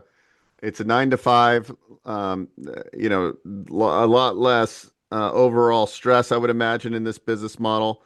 You're not doing 24/7 care. So happy to talk to either way, but Jobin, this might be a model. That's why I always said I've looked at people starting residential assisted living facilities.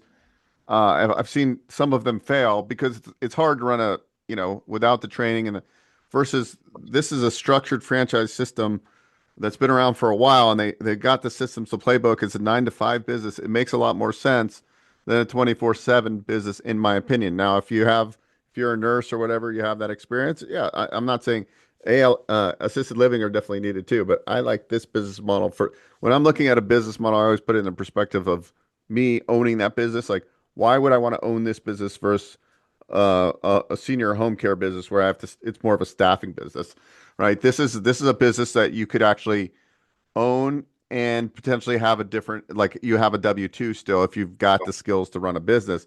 I like that too. This could be a semi-involved business. Now, obviously in the beginning, getting things set up, it's always more challenging. But once this is built and you have your administrator and your staff, most of the staff are just, are they just aides essentially, like nursing assistants or nursing aides? Yeah, CNAs. So we're not required by state, or most states do not require CNAs, but we strongly encourage and recommend CNAs just because of the background and the experience. It's worth paying them a little bit more. And Bo, I think that question was good, and you hit on a couple of key points. And I will also say, two of my partners, or one of my partners in particular, own multiple residential care facilities. That was his background. Our other partner, she had worked in the 24-hour care facility, and they really came up with the idea because they saw a lot of participants going into their facilities that didn't really need to be there yet. But I could talk and have a discussion with anyone that's really looking at owning residential care facilities, understand the economics, the profitability. There's a lot to it, and I think you'd really want to make sure you're peeling back that onion. But I would also say if you are 100% committed to that, you can also double dip in a sense where we are really there for a period of time as a transition period. Our average period of time that a participant stays with us is about 14 and a half months before they have to move into more full-time care. So we partner and refer out to these 24-hour care facilities. But there's also an argument that could be made if you have this, which is where you're basically gathering leads to then put into a residential care facility. Now, I would go larger. 6 beds don't make enough, even 12 beds. I don't think the economics make enough. You really have to go larger, and we could talk about that. But you literally could use this to fund that as well and be owning 2 businesses. Instead of having to constantly market on this side, you have a built-in lead gen system through Daycation, which is also something unique to think about. Yeah, I think a lot of people that get into the residential assisted living space, they think it's going to be easy to get residents, and it's not, especially when you're just starting out and you have no track record. So you like that's like the challenging. Now, if you're buying an existing facility like a 20 or 40 or 50 bed, that's a different story. But we're talking Right. about residential. The other thing I want to bring up is there's not many franchises that are in this space. There's maybe one other that's an emerging franchise that costs like $1.2 million to start. So Correct. when you look around, can you talk about like this is a good, like, sure, there's mom and pop senior centers, but there's no real franchises out there essentially. All right. There is no player out there, and you did reference one others that really is, an emerging franchisor, but the economics surrounding it, the starting cost between 1.2 and 1.5 million, the return on investment and how many years it takes to make that up, it's quite a bit. I truly believe, Daycation for seniors will be the disruptor and the major player as we expand out. We've designed it in a way where it is a low cost to enter and very quick return on investment. And again, the competition, really, there is none. But when you look at in-home care, when we come to market, we're really taking market share because, it's just getting the word out there and spreading the word of what we, are doing. And as we go through the projected numbers and the need in the entire industry, but specifically adult daycare, there will be a company that will emerge. And I think we are at the forefront of that. And if we keep this momentum, we will be that household name. I go ahead, Bo. Sorry. Doug wants to know if you're in Utah. Not in Utah right now, but really excited to go to Utah, and that is definitely one of our target markets over the next 6 to 12 months to get into. So Doug, there you go. You could be the first owner there. Doug's good for probably a multiple unit. He's a big developer. That'd be actually a good business model for you, Doug, because um, walk walk Doug through just that, like, let's just say Doug is wants to work on the business, not in the business. So depending on the county or city, they need an administrator for the business, and then talk about like employee count, just so he gives a range of like a day in a life, as Doug is more of the work on the business owner, not work in the business, what it would look like for him and the staff he would need and so forth. Sure. Yeah. And there's a lot of questions coming in too. I'll try to answer some of these questions as we go. So let's talk about the staffing that you need, which I think is important. I'm going to try to cover everything here that's coming in. So early on when you're opening, especially if you are hiring a general manager, you're going to need some really key people, utility players that wear multiple hats. You're going to start with a team of probably 4 that's going to open. So you'll need that general manager. You'll need a front desk person. That is actually very important, because this front desk person not only is going to be checking in your participants, typically they're going to be running a lot of the sales, answering the phones, taking them through the CRM, the franchise management system. They're going to have to be very proficient in.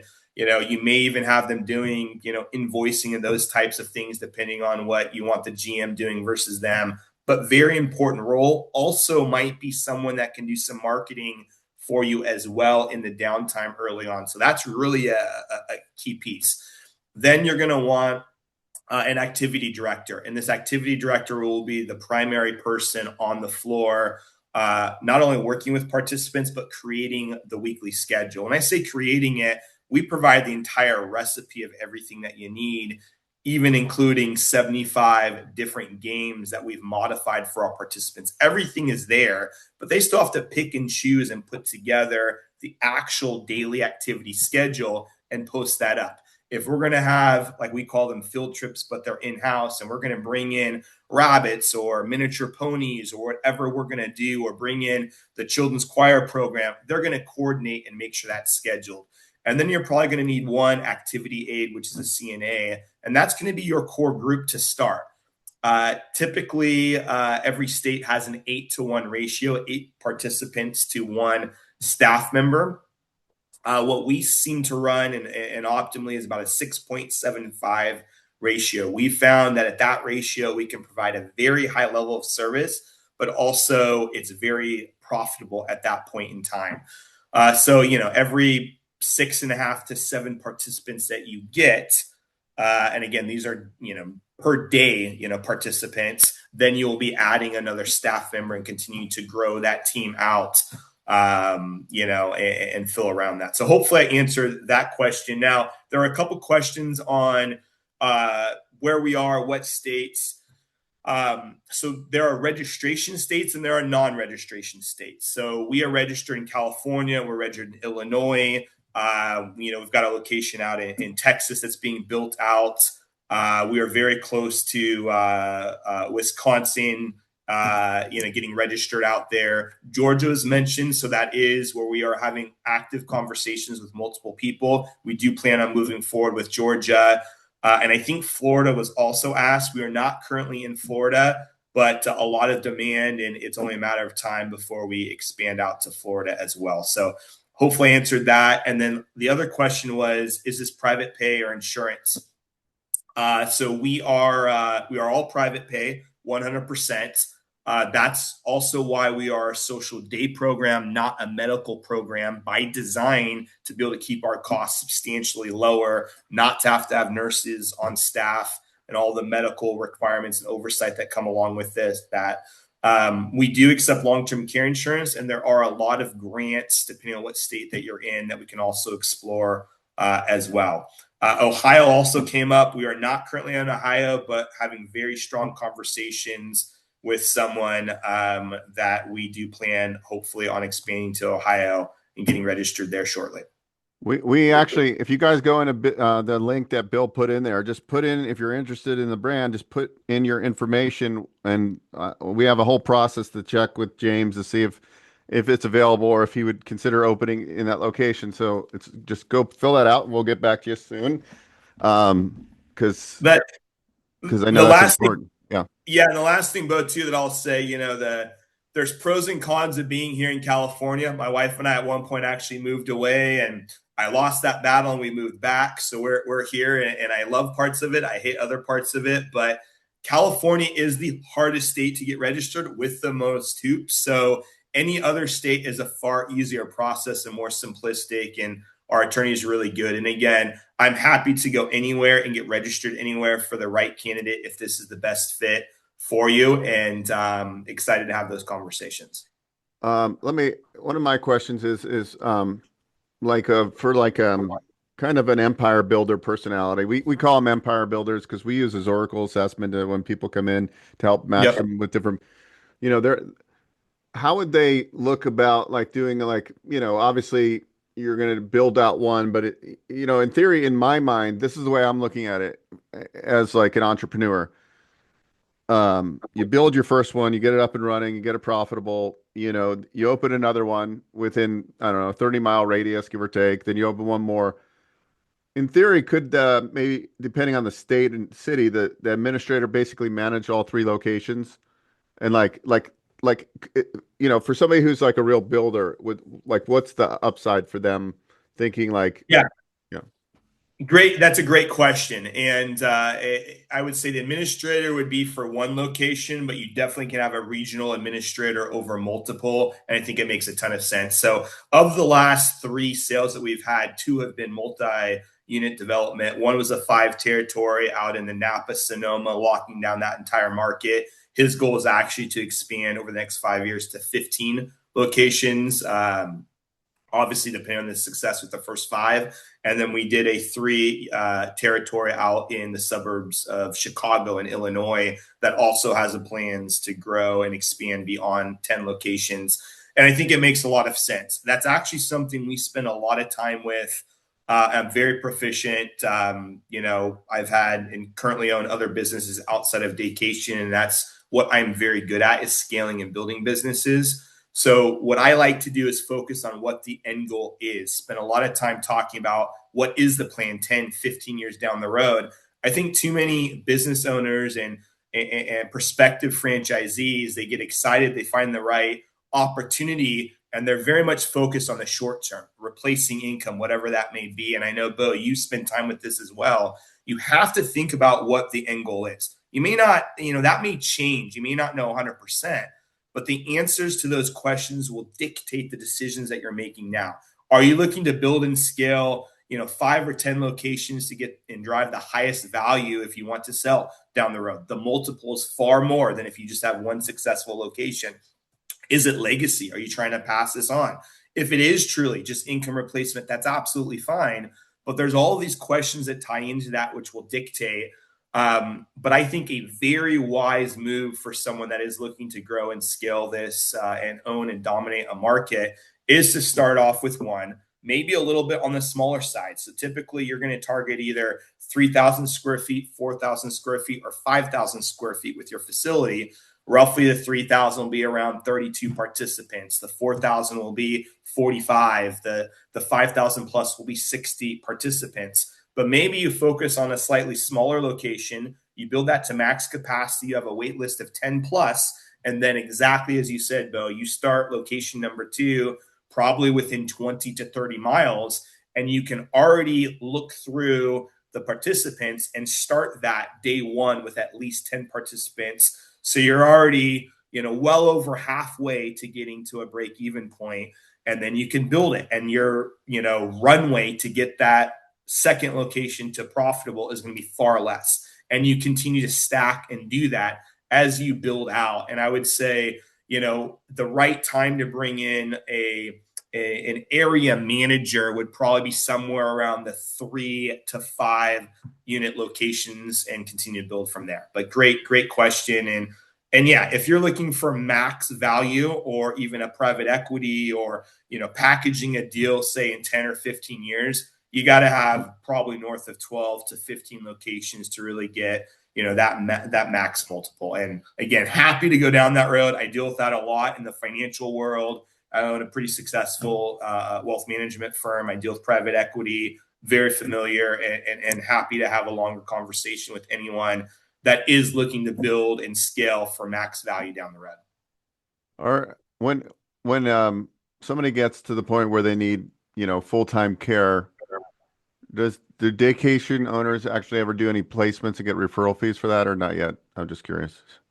Like if somebody needed like a residence to like live there, because To transition, no. So we just have partnerships, referral partnerships that we give business to them, and they give business to us when people don't need it. We don't do or take placement fees for that. No, I mean they could. It's definitely fine. I think for us, we've got probably in our corporate 3 partners that we do a fair amount of referral business with, and we get some on the back end from them. So I think it's a mutually beneficial. What we've also found is a lot of these 24-hour care facilities are big sponsors of events that we have. So we'll bring in neurologists, typically, on a quarterly basis, and we'll speak and we'll put together a massive event for the community and present on just what you can do. We do caregiver support events. They'll come in and they'll pay for the entire food and have taco trucks. They'll sponsor in a big way to help us because we give them a lot of business on the back end. But we don't take the referral. But again, that's something you definitely could do if you want to. yeah. And the other reason I like this too is I always talk about, end goals and, maybe your second or third location, you're now got good tax returns from the business. You're able to go buy a building of one of your facilities, right? Like if you're a wealth builder, we like to say everyday wealth builder, we're always thinking like, how do we get the maximize businesses? We want to own the real estate, take advantage of the tax. We had Anderson Advisors talking about tax cost segregations and things. So there's a lot of ways in franchising. It's great because it's like you're not alone, right? You have support systems. You follow a system, and if you can follow systems and you can build and you can build leadership skill, you can be successful. Typically, as a franchise owner, right? And you just got to find the right model that best align with you. And what everybody talks about getting into home care, and I'm telling you, like I know there's actually a guy we work with, and he owns a home care. And he does very well, but he is burnt out. Like that's a burnout business. This business is a recurring revenue membership 9 to 5 type of business. So when you're trying to identify a business that fits your lifestyle and your skill sets and all that stuff, think about the pain points of businesses. So that's why in the senior space, this brand from day one has always stood out in my head because of those factors. So Thanks, Bo. Yeah, and the commercial real estate side, I think it at 100%. And I am a huge believer. I've done it myself on some of ours, and even rented out to franchisees and leased it out. It makes total sense. You can also get the SBA financing too if you own 51% occupancy of the building. So that's a whole nother way to be able to build another stream of income or value if you're renting from yourself, and building that up along with the business Daycation for seniors. That also affects the long-term value if you are looking to go and sell it, if you own the corporate real estate as well. I mean, there's a lot of ways to do it. Again, we're not the right fit for everyone, but I think we are a very unique model. No one else is out there is a franchisor player in this space yet. And I truly believe, Daycation with the momentum and what we're doing, we will be it, and we will be a household name. And I think if it's something, again, you're interested in, it piques your interest. I certainly never saw myself in adult daycare. That was never like my dream or anything on my radar. But I'll tell you what, I took care of a family member that had Alzheimer's. There was nothing in the small community called Dixon, which is about 30 minutes outside of Sacramento. We had to take care of her. And I heard this concept pitched by 2 of my partners, a couple years after the fact. And I said, wow, this would have been so beneficial for my family member. And at the time they were looking for capital to start it. So I put in the capital and kind of was going to be a silent partner. But then over time I got more involved. And again, what I'm very good at is scaling businesses and bringing in the right people. and now play a much more active role on the franchising side.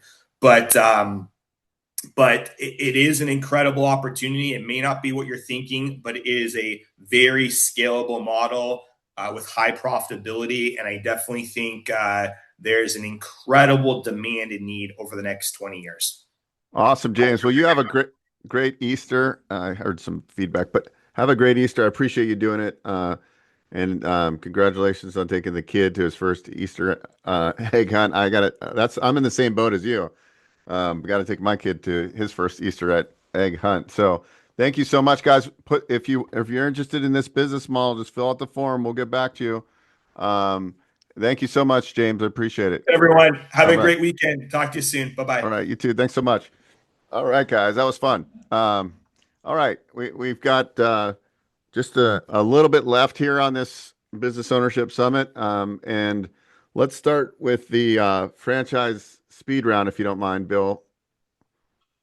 Yep, here we go. All right, I'm going to just bring up a franchise, and I'm going to talk about it for just a couple minutes. Not a deep dive, just like high levels. Let me grab my notes here. I mean, I could just tell you about it off the top of my head, but I like my notes because I wrote them and feel like I spent time here. Hold on a second. All right. So, this is the first one. Go Painting. All right. We're going to do this quick, guys, but I'm just going to give you an idea. Look, there's a lot of business models out there. Not everyone's a good fit for you, but we want to show and share business models. If you've taken the yourperfectbiz.com, it's going to send you a calendar link to book a call. Book a call with me, and then we're going to go deep dive. Today is just really just open your mind to things. So Go Painting, if you guys were at our last Real Estate and Business Expo, Russ spoke, but Go Painting is a commercial-only painting franchise built around B2B model that focuses on larger contracts, fewer clients, and long-term relationships. Instead of chasing small residential jobs, you're operating in a space where projects are bigger, more predictable, and built for scale. This is not a residential painting. It's 100% B2B commercial model. Fewer clients, bigger jobs, projects typically 8 to 10 times larger than residential. Focus on property managers and businesses, repeat relationship-driven revenue. It's a Monday through Friday business, no nights, weekends type of thing. No employees. It's a subcontractor model. Keeps you lean and scalable. Of course, as you grow, you're going to have admin and different things, but you don't need a big team. You don't need to buy equipment. No equipment or heavy overhead. You're not painting. You're managing projects, relationships, and profit. Proven concept with 15 plus years of operating history across multiple markets. Wide open territories. There's definitely an early entry advantage in this market. Ideal for operators who want a high-ticket, scalable service business without operational chaos. This is a full-time thing, guys. They want somebody that's in it to win it, not a semi-absentee type of business model. Next up, Bill. Sharkies for kids. Here we go. All right. Sharkies for kids. Cuts for kids. It's a unique, experience-driven salon concept built around recurring demand, strong brand loyalty, and multiple revenue streams. It's designed as a semi-absentee, scalable model where you're managing a system, not cutting hair. Okay, this is not just a haircut business. It's an experience-based, recurring revenue model. Kids need haircuts consistently. Built-in repeat customers and long-term retention. Designed to attract all ages, not just toddlers. Multiple revenue streams beyond haircut, higher average ticket. 70 to 85% of bookings done are online, automated, convenient. Turnkey model with training, grand opening support, plug and play setup. Can be run semi-absentee. They actually pride themselves on that as a model. Like, this is a model that's really geared for somebody who wants to run a semi-involved business. They're training you to put the GM in place. Relatively low investment with the ability to scale into multiple units. One of the few service businesses that's resistant to disruptions, because you know what? Kids always need haircuts. Even when the hairstylist screws it up, they still have to go back and get another haircut, right? So it's not going to go anywhere unless you want to cut your own kid's hair like my wife does. But I don't know if she'll do it forever. Next up. All right. Floor Coverings International is a mobile home service franchise that brings the showroom directly to the customer, combining design, sales, and project management into one streamlined process instead of relying on retail foot traffic. This model is built around convenience, in-home consultations, and scalable team growth. This is not a retail flooring store. It's a mobile in-home design and sales system. Now you can build into having a storefront, and many of them do that scale to multi 7-figure type of revenue, but you start with a mobile unit.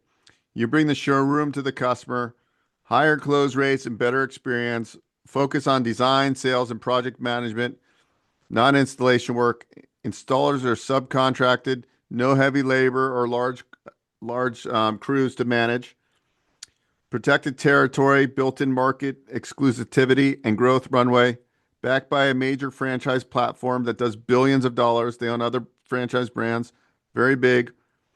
Multiple revenue streams, flooring, window treatments, light commercial. Scales by adding designers and vans, grows without adding complexity. Ideal for owners who want professional, scalable home service business without retail overhead. Very strong business model. I was just in Arizona for a regional event, and we actually went to a location with a franchise owner who was very successful, and it was a great business model. They actually hired Dan Hardy. I don't know if you guys know Gain in the Gap and all the books that Dr. Benjamin Hardy. He actually consulted with Floor Coverings International, and they're poised for big growth. Have extremely good marketing systems. Very strong marketing, call centers, putting leads on your calendar. Really, really strong business model. Home Depot and Lowe's, everybody thinks about their flooring. This industry is extremely fragmented. I think Home Depot's and Lowe's only has like less than 10% of market share. Like the top 20, I can't remember the exact number, but it's pretty staggering if you look at how fragmented flooring is, which means it's ripe for disruption, and that's exactly what Floor Coverings International is doing. And they're really good business model. Anyways, let's go to the next one.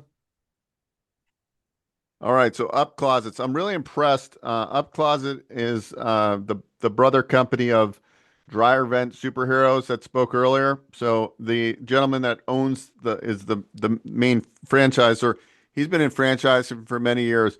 The UpClosets is a really awesome brand. Let me dive into it here. UpClosets is a modern, streamlined home service business focused on designing and installing custom closet systems with speed, simplicity, and strong margins. It takes traditionally a complex, high overhead industry and turned it lean, right? Like they completely transitioned this. They've got a lot of Gen Z owners in this business model.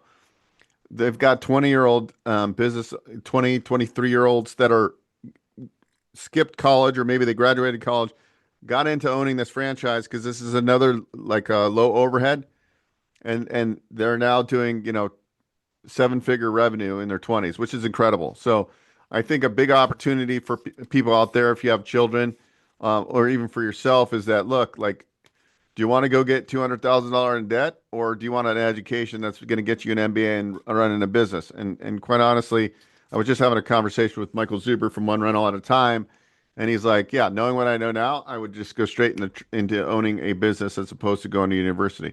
And I think it's not for everybody. I think certain people definitely need to go to university if you want to be an attorney, a doctor, those kind of things. But for people that want to be a business owner, I think the best thing to do is, work for an entrepreneur when you're younger, learn some skills, and then get into some sort of system like a franchise. That's why we like franchises. This is a non-construction. It's a design and install business. It's not a construction company, right? It's a design and install system with a clean, repeatable process. You're stepping into a high-demand home improvement category where customers already want the service. Installs are fast and predictable, typically same day. Completion times are like the 10 to 4 type of workday. No showroom, no warehouse, low overhead by design. Using AI design software. So they're on their iPad, they lay it out for them. Sometimes they can do it over the phone, I guess, but they're there because they're going to take the measurements from their iPad.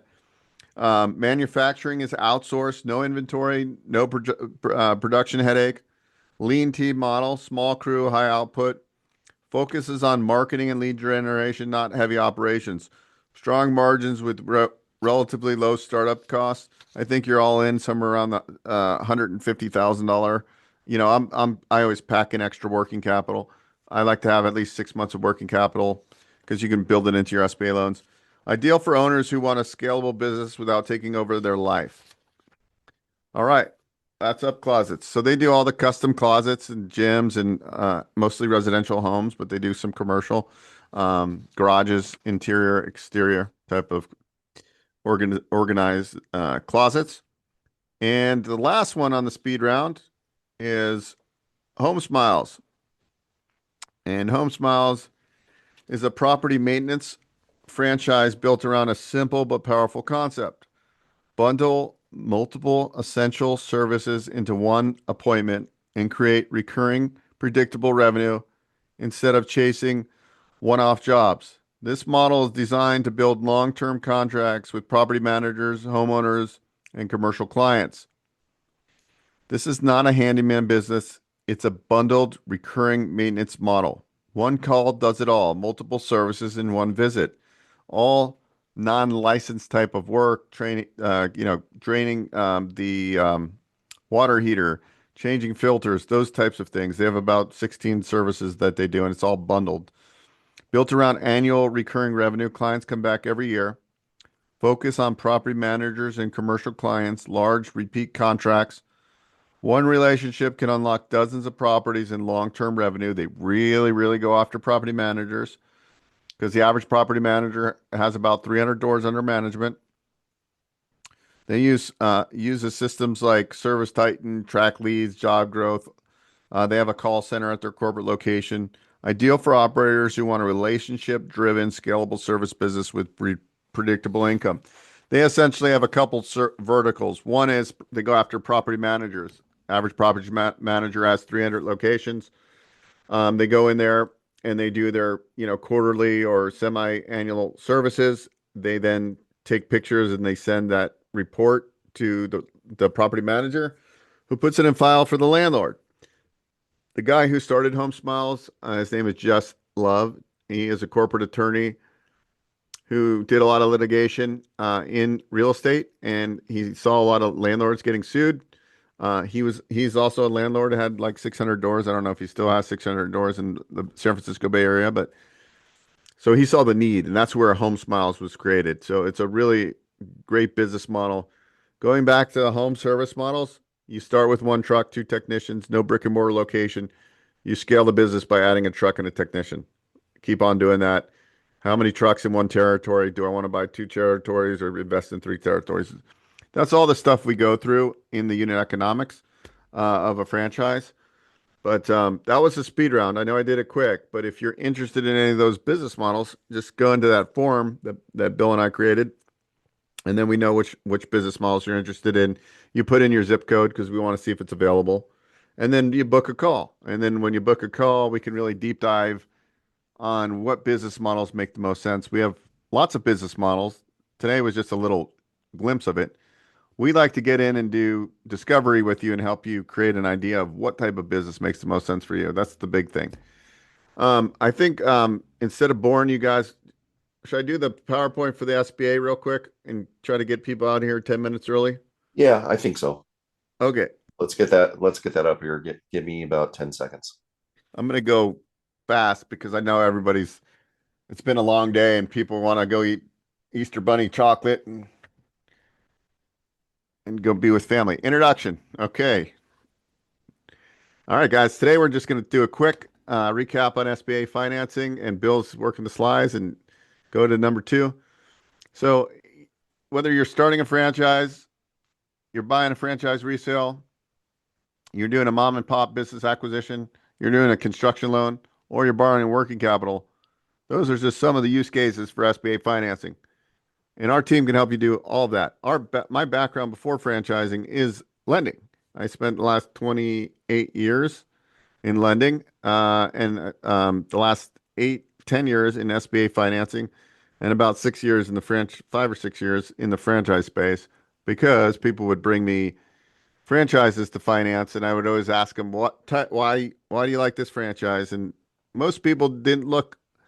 They just called the franchise direct and they just, hey, I like, and they just bought that franchise where, they could work with people like myself and our team where they don't incur any additional costs, but we actually help them decide, does this franchise make the most sense, right? It's like they go through a process. You wouldn't just buy the first house you walk into, would you? You want to look and know what's out there, especially because you're signing a franchise agreement. But most deals don't fail because of credit, right? And the big thing I see is they fail because the deal's not structured correctly. So SBA is about, if you're doing a business acquisition, it's about the financials of the business. So we underwrite SBA loans on a business acquisition off the tax returns. So that's the first thing. If you're buying an existing business, is get the tax returns. 22, 23, 24. They probably don't have 25 done, so you're going to get a year-end profit and loss for 25. Year-to-date profit and loss and balance sheet. Once we have that and you say, hey, Bo, I'm buying this business for $1 million, we run a cash flow analysis. It's either going to cash flow or it's not on a business acquisition. And that's where the proceeds need to come. SBA lenders finance cash flow, not ideas. Exactly what I just said. Now, we do projection-based loans. So let's just say you wanted to invest in Dryer Vent Superheroes. We can finance up to 90% of the startup costs, including franchise fee, working capital. Franchises, because they have to be on the SBA approved directory. So if they're on the SBA franchise directory and they're approved, doesn't mean they're a great franchise in general. Like there's thousands that are approved, but what it does mean is that they're eligible for SBA financing. Not all banks lend 90%. Some of the bigger deals you might only get 80% financing on, but generally 80 to 90% financing on a franchise startup. So it's almost the same financing on a business acquisition, except we don't have to make sure the business cash flows, because on a startup, we're making what I call projections. 24 months of projections. Some of them on 36 months, broken down month by month. And so that's how they base their loan. That and the strength of the franchise and the strength of you as the borrower. That's how a startup loan is determined. And projections are really smoke and mirrors. We're going to use the item 19. We're going to use the validation calls. But it's actually a good drill. Like I said earlier today, you want to understand what your business is going to look like, what the actual ramp up of this franchise is going to take. Is it really going to take me 3 months to ramp up? Is it going to be 6 months? It's going to be, so we can adjust the cash flow and make sure we got enough working capital in the deal. So we can do 90% financing all day long. Your role in the deal matters. In a business acquisition, we have a saying, if you got a willing buyer and a willing seller and the deal cash flows, we can usually make a deal happen. So that's really your role as the buyer of a business or an investor in a startup franchise, is to be in the deal and understand that you're going to have to put some paperwork together. But SBA is the best business financing out there in the United States. The downside is if loan amount's over 350 and there's no real estate, they have to look for additional collateral. That's the downside of the loan. And yes, you do have to sign a personal guarantee, but you have to sign a personal guarantee for pretty much any type of loan you take. Your credit cards, you sign a personal guarantee for. Your home loan, you're signing personal guarantees for. So it's no different. So, if that's concerning you, then maybe the deal's not strong enough for you to buy, right? So always be wary that you do have to sign a guarantee. Anybody that owns 20% or more. But going back to this slide, your role in the deal matters. And the big takeaway is like, if you're buying a business, you're buying a franchise, you really need to know how it operates and get into the minutia of the business. That's going to help you get to the finish line of a closed SBA loan. Next slide. We look at DSCR on a business acquisition. DSCR. Anybody raise their hand if you know what it is? Debt service coverage ratio. Guidelines state you need a 1.15, but that's pretty weak. So I always tell people at minimum you want a 1.25 debt service coverage ratio. That basically just means the cash flow from the business can support the debt by about 125%, right? Because they wouldn't want to make a loan that the cash flow from the business doesn't even cover the debt payment, right? That's basically what it is. So we underwrite not off what the seller gives you on a Excel spreadsheet, but we actually underwrite off the tax returns, what they're actually claiming. Sometimes they'll come back and say, well, you know, I'm paying for my car. I don't need it for my business. Some things we can add back into the cash flow, but a lot of things sellers that are running through, they can't. And so that's where there's a lot of times some discrepancy, what the buyer want or what the seller wants to sell it for, what the buyer wants to buy it for, but the numbers don't lie. And so if they're trying to pay less in taxes, then it is what it is. You're not going to get proceeds on an SBA loan that will cover it. And that's why on 60%, give or take, of all deals, even with SBA financing, you're seeing a seller carry note on top of that. Cash flow coverage is king. Next slide, please. Down payment source matters. Look, you hear all these gurus online, they say you can do 100% financing. It's absolutely true. But here's how it really works. We know SBA is only going to do 90%. I'm buying a business for $1 million. I sent the financials to the bank, and they like the cash flow is there. They did a cash flow analysis. Okay, great. Well, now I know I can get 900,000 loan. So I need $100,000. I don't have the 100 grand. I only have about 40 grand or 50 grand in my account, and I need some reserves. Hey, Bill Davis, I need 100 grand. I'm buying this awesome business. And Bill says, well, I give him all the details. He says, okay, send me over your pro forma and all the information. A couple days later, he calls me back and says, yeah, I'll invest in that business. I'll put up the $100,000, but I don't want to be on the loan. Okay, Bill, I'll put you in as a 19% owner. Then you don't have to go on the loan. Bill funded the 100 grand. I closed on the business. I own 81%. Bill owns 19%. And now I just replaced my income from that one deal because that business had 250,000 sellers earnings, discretionary earnings. So one deal, none of my own money. So it is true, you could do it. We structured the deals. The seller could have carried back 5% of the 100 grand I needed. So the seller could carry back 50,000 of the 100,000. That's possible too, and I don't have to come in 50,000. Point being is those gurus are kind of right. You can do 100% financing. So and SBA deals get done like this. I've done them, so I can tell you that. So, but you don't have to go back, Bill. But the one thing I'll say is don't be like a wild ranger and like you come in, hey, I got this deal under contract. I'm like, well, where's the money coming from? Well, I'm going to go find an investor. Well, the banks now are getting a little tighter, right? Because a lot of these search funders with MBAs, they think they're smarter than everybody, but they never really worked. They just, went to university and they became a search funder, and then they're like, hey, I'm going to go buy a business doing 30 million in revenue, and I'm going to get a down payment from a search fund. And the problem is some of them didn't have skills working with people and communication skills to work with blue collar workers. So you're seeing a lot of defaults right now. So you just got to be careful because we're probably in a little bit of a bubble because of everybody is wild west right now. It's like the real estate frenzy. Back in the day, everybody wanted to be a real estate investor. Well, everybody wants to be a business owner now. So we will see a little bit of turbulence, but that's okay. But if you learn the skills and you become a good leader, you will be successful in business ownership. Just don't be that much of a cowboy. All right, next slide. Documents don't kill deals, delays do, right? So the best borrowers are ones that you give the needs list to. They have it all organized and sent over to you in in a couple days. And it's like they upload all the documents at once, not like piecemeal me something like today and like 5 weeks from now they send another thing in like 8 weeks. Gotta be organized with your documents. Keep a desktop or a secure file on your computer and organize your files.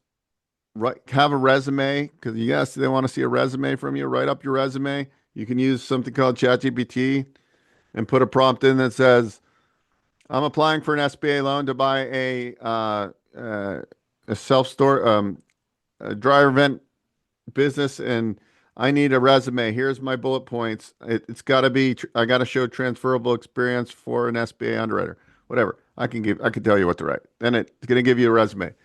Get all your financials. You're gonna get all your paperwork organized, and then you're ready to go. You have a copy of your driver's license, front and back.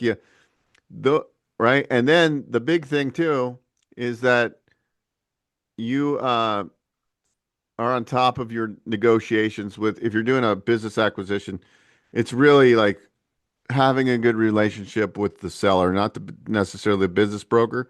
You gotta the seller has to want to sell you the business.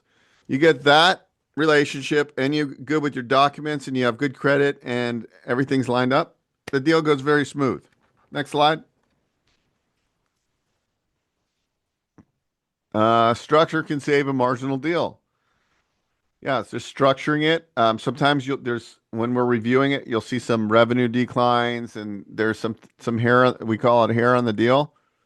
So we always want to understand what the hair on the deal is. And once we understand that, we can usually overcome that. That's really what it is. So like structure matters and bringing the deal to the right bank that will get that deal done and they know what the hair on the deal is, you're going to get to the finish line. So it's just about really open. It's not slapping something together and saying, well, the guidelines are this. No, it's structured, organized, and you're on top of what's going on with the deal. That's really what's going to help you. Next slide. SBA is a process, not a loan. 100%. I don't have to say anything else. If you guys want SBA financing, I don't even know what link we have there. We can definitely set up a call for SBA financing. So our team essentially can help you find and fund your deal. We work with PLPs, which are preferred lenders, like big banks like Huntington, Live Oak, all these banks. We work with those banks. On the lending side, we don't charge you a fee. They pay us a referral fee. Our job on the lending side is to figure your deal out, help you package it, and get your deal approved. It's really what we do. Our other side is helping you get clarity on what type of business. Like you might have got excited when you saw a dryer event, superheroes. Is that the right business for you? I don't know yet. Maybe it is, but we have to take you through a process and give you enough of an overview and have you look at enough businesses and to walk you down so you have gone through and really figured out what your buy box criteria is. And that's what we do a really good job of doing. Oh, I never did an introduction, but I just assumed everybody knew the webinar. My name is Bo Eckstein, and I've been in lending for 28 years, and franchise for the last 5 or 6. I've been financing franchises for 8 or 9 years, and we do webinars often. And I hope you enjoyed this webinar. You guys stayed on a Saturday. I applaud you. What we're looking for. I forgot if we were doing this, but yeah, Bill and I wrote a book. Well, I wrote it. No, wait, no, Bill wrote it. I gave him the idea. There you go. Anyways, it's a good book. It's called How to Get SBA Financing to Buy Your First Business. And we're giving, if you go get it on Kindle today, it will be free for you. You can just go to thesbabook.com/Kindle and go ahead and read the book, at least the front and back and first 2 chapters, and then give me a 5-star review if you think it was good. And go through that, and it's got all the nuggets you need in there. So go ahead, and that's my gift for whoever stayed on this call for 3 hours. Our next event is in May, and that's called Fran Summit. And I made that up. I've never done a Fran Summit, but that's the first of its kind. Today was Business Ownership Summit. Fran Summit is going to be action-packed, all franchisors, like people like James will be there, and other brands presenting. We're also going to have panels. We're also going to discuss franchise financing, and we might even bring Rebecca to talk about this Oracle profile. We've had her before. We might have her do a walkthrough of why we use this Oracle. But yeah, that outcome will be really good just to get a better understanding. But if you're ready to get started and get your feet in the water or getting your fishing line in the water to get into business ownership, I think our team can help you. It doesn't cost you anything, but we do ask for one thing, and that is that you're being committed to a process of looking at businesses and keeping an open mind because our time is valuable, just like yours is. So, generally, what makes a good business owner? It's first is the mindset. Second, the good credit, generally 680 or better. And generally, you should have like at minimum the ability to a liquidity of 25, 30,000. Um, like if you get much lower than that, it's hard to get you into a business today. But that's really where we want to start. The better the credit you have, and if you have outside income like a W-2, or another business, right? So you have outside income that covers your outside expenses. You have a 700-ish credit score or better. You have 30-ish or more. Some of you on here I know have millions. So those are our general qualifications. We work with first-time business buyers who are low liquidity, and we work with people that have millions of dollars. We like to help everybody. So as long and if you're not quite there, maybe you get a partner, but just keep building. Every day, just start paying down debt on your credit card. Start saving money. Start building a wealth plan because at some point we can get you in. We've gotten people into vending businesses with very low liquidity. So we help everybody. We don't discriminate. We try to help everybody, but you got to have good credit if you want SBA financing, right? You got to check those boxes. You got to be a U.S. citizen now. Before you could be a green card holder, but now you got to be a U.S. citizen. They changed the rules, and I'm not happy about that because I used to do a lot of deals. Right. So, but it'll come back. I think if you're a citizen, a green card holder, you should be able to get SBA financing. Back in the day, we could even bring in investors.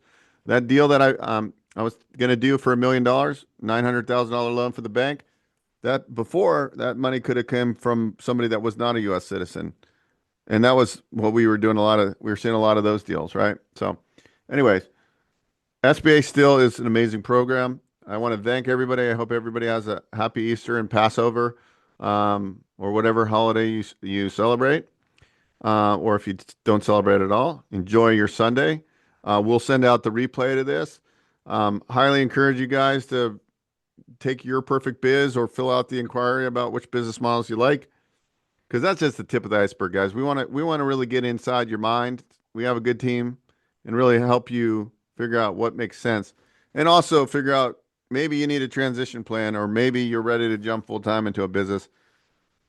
We're seasoned. We own businesses. We get it. We've been around, so I think we bring a lot of value to the table. I don't need to toot my own horn. I feel like I'm talking to myself because I can't see everybody. But thank you. Thanks, Bill, for helping to host this event. I hope everybody has a great day. I'm going to go eat some food, and I hope you guys do too. See you later. Thank you.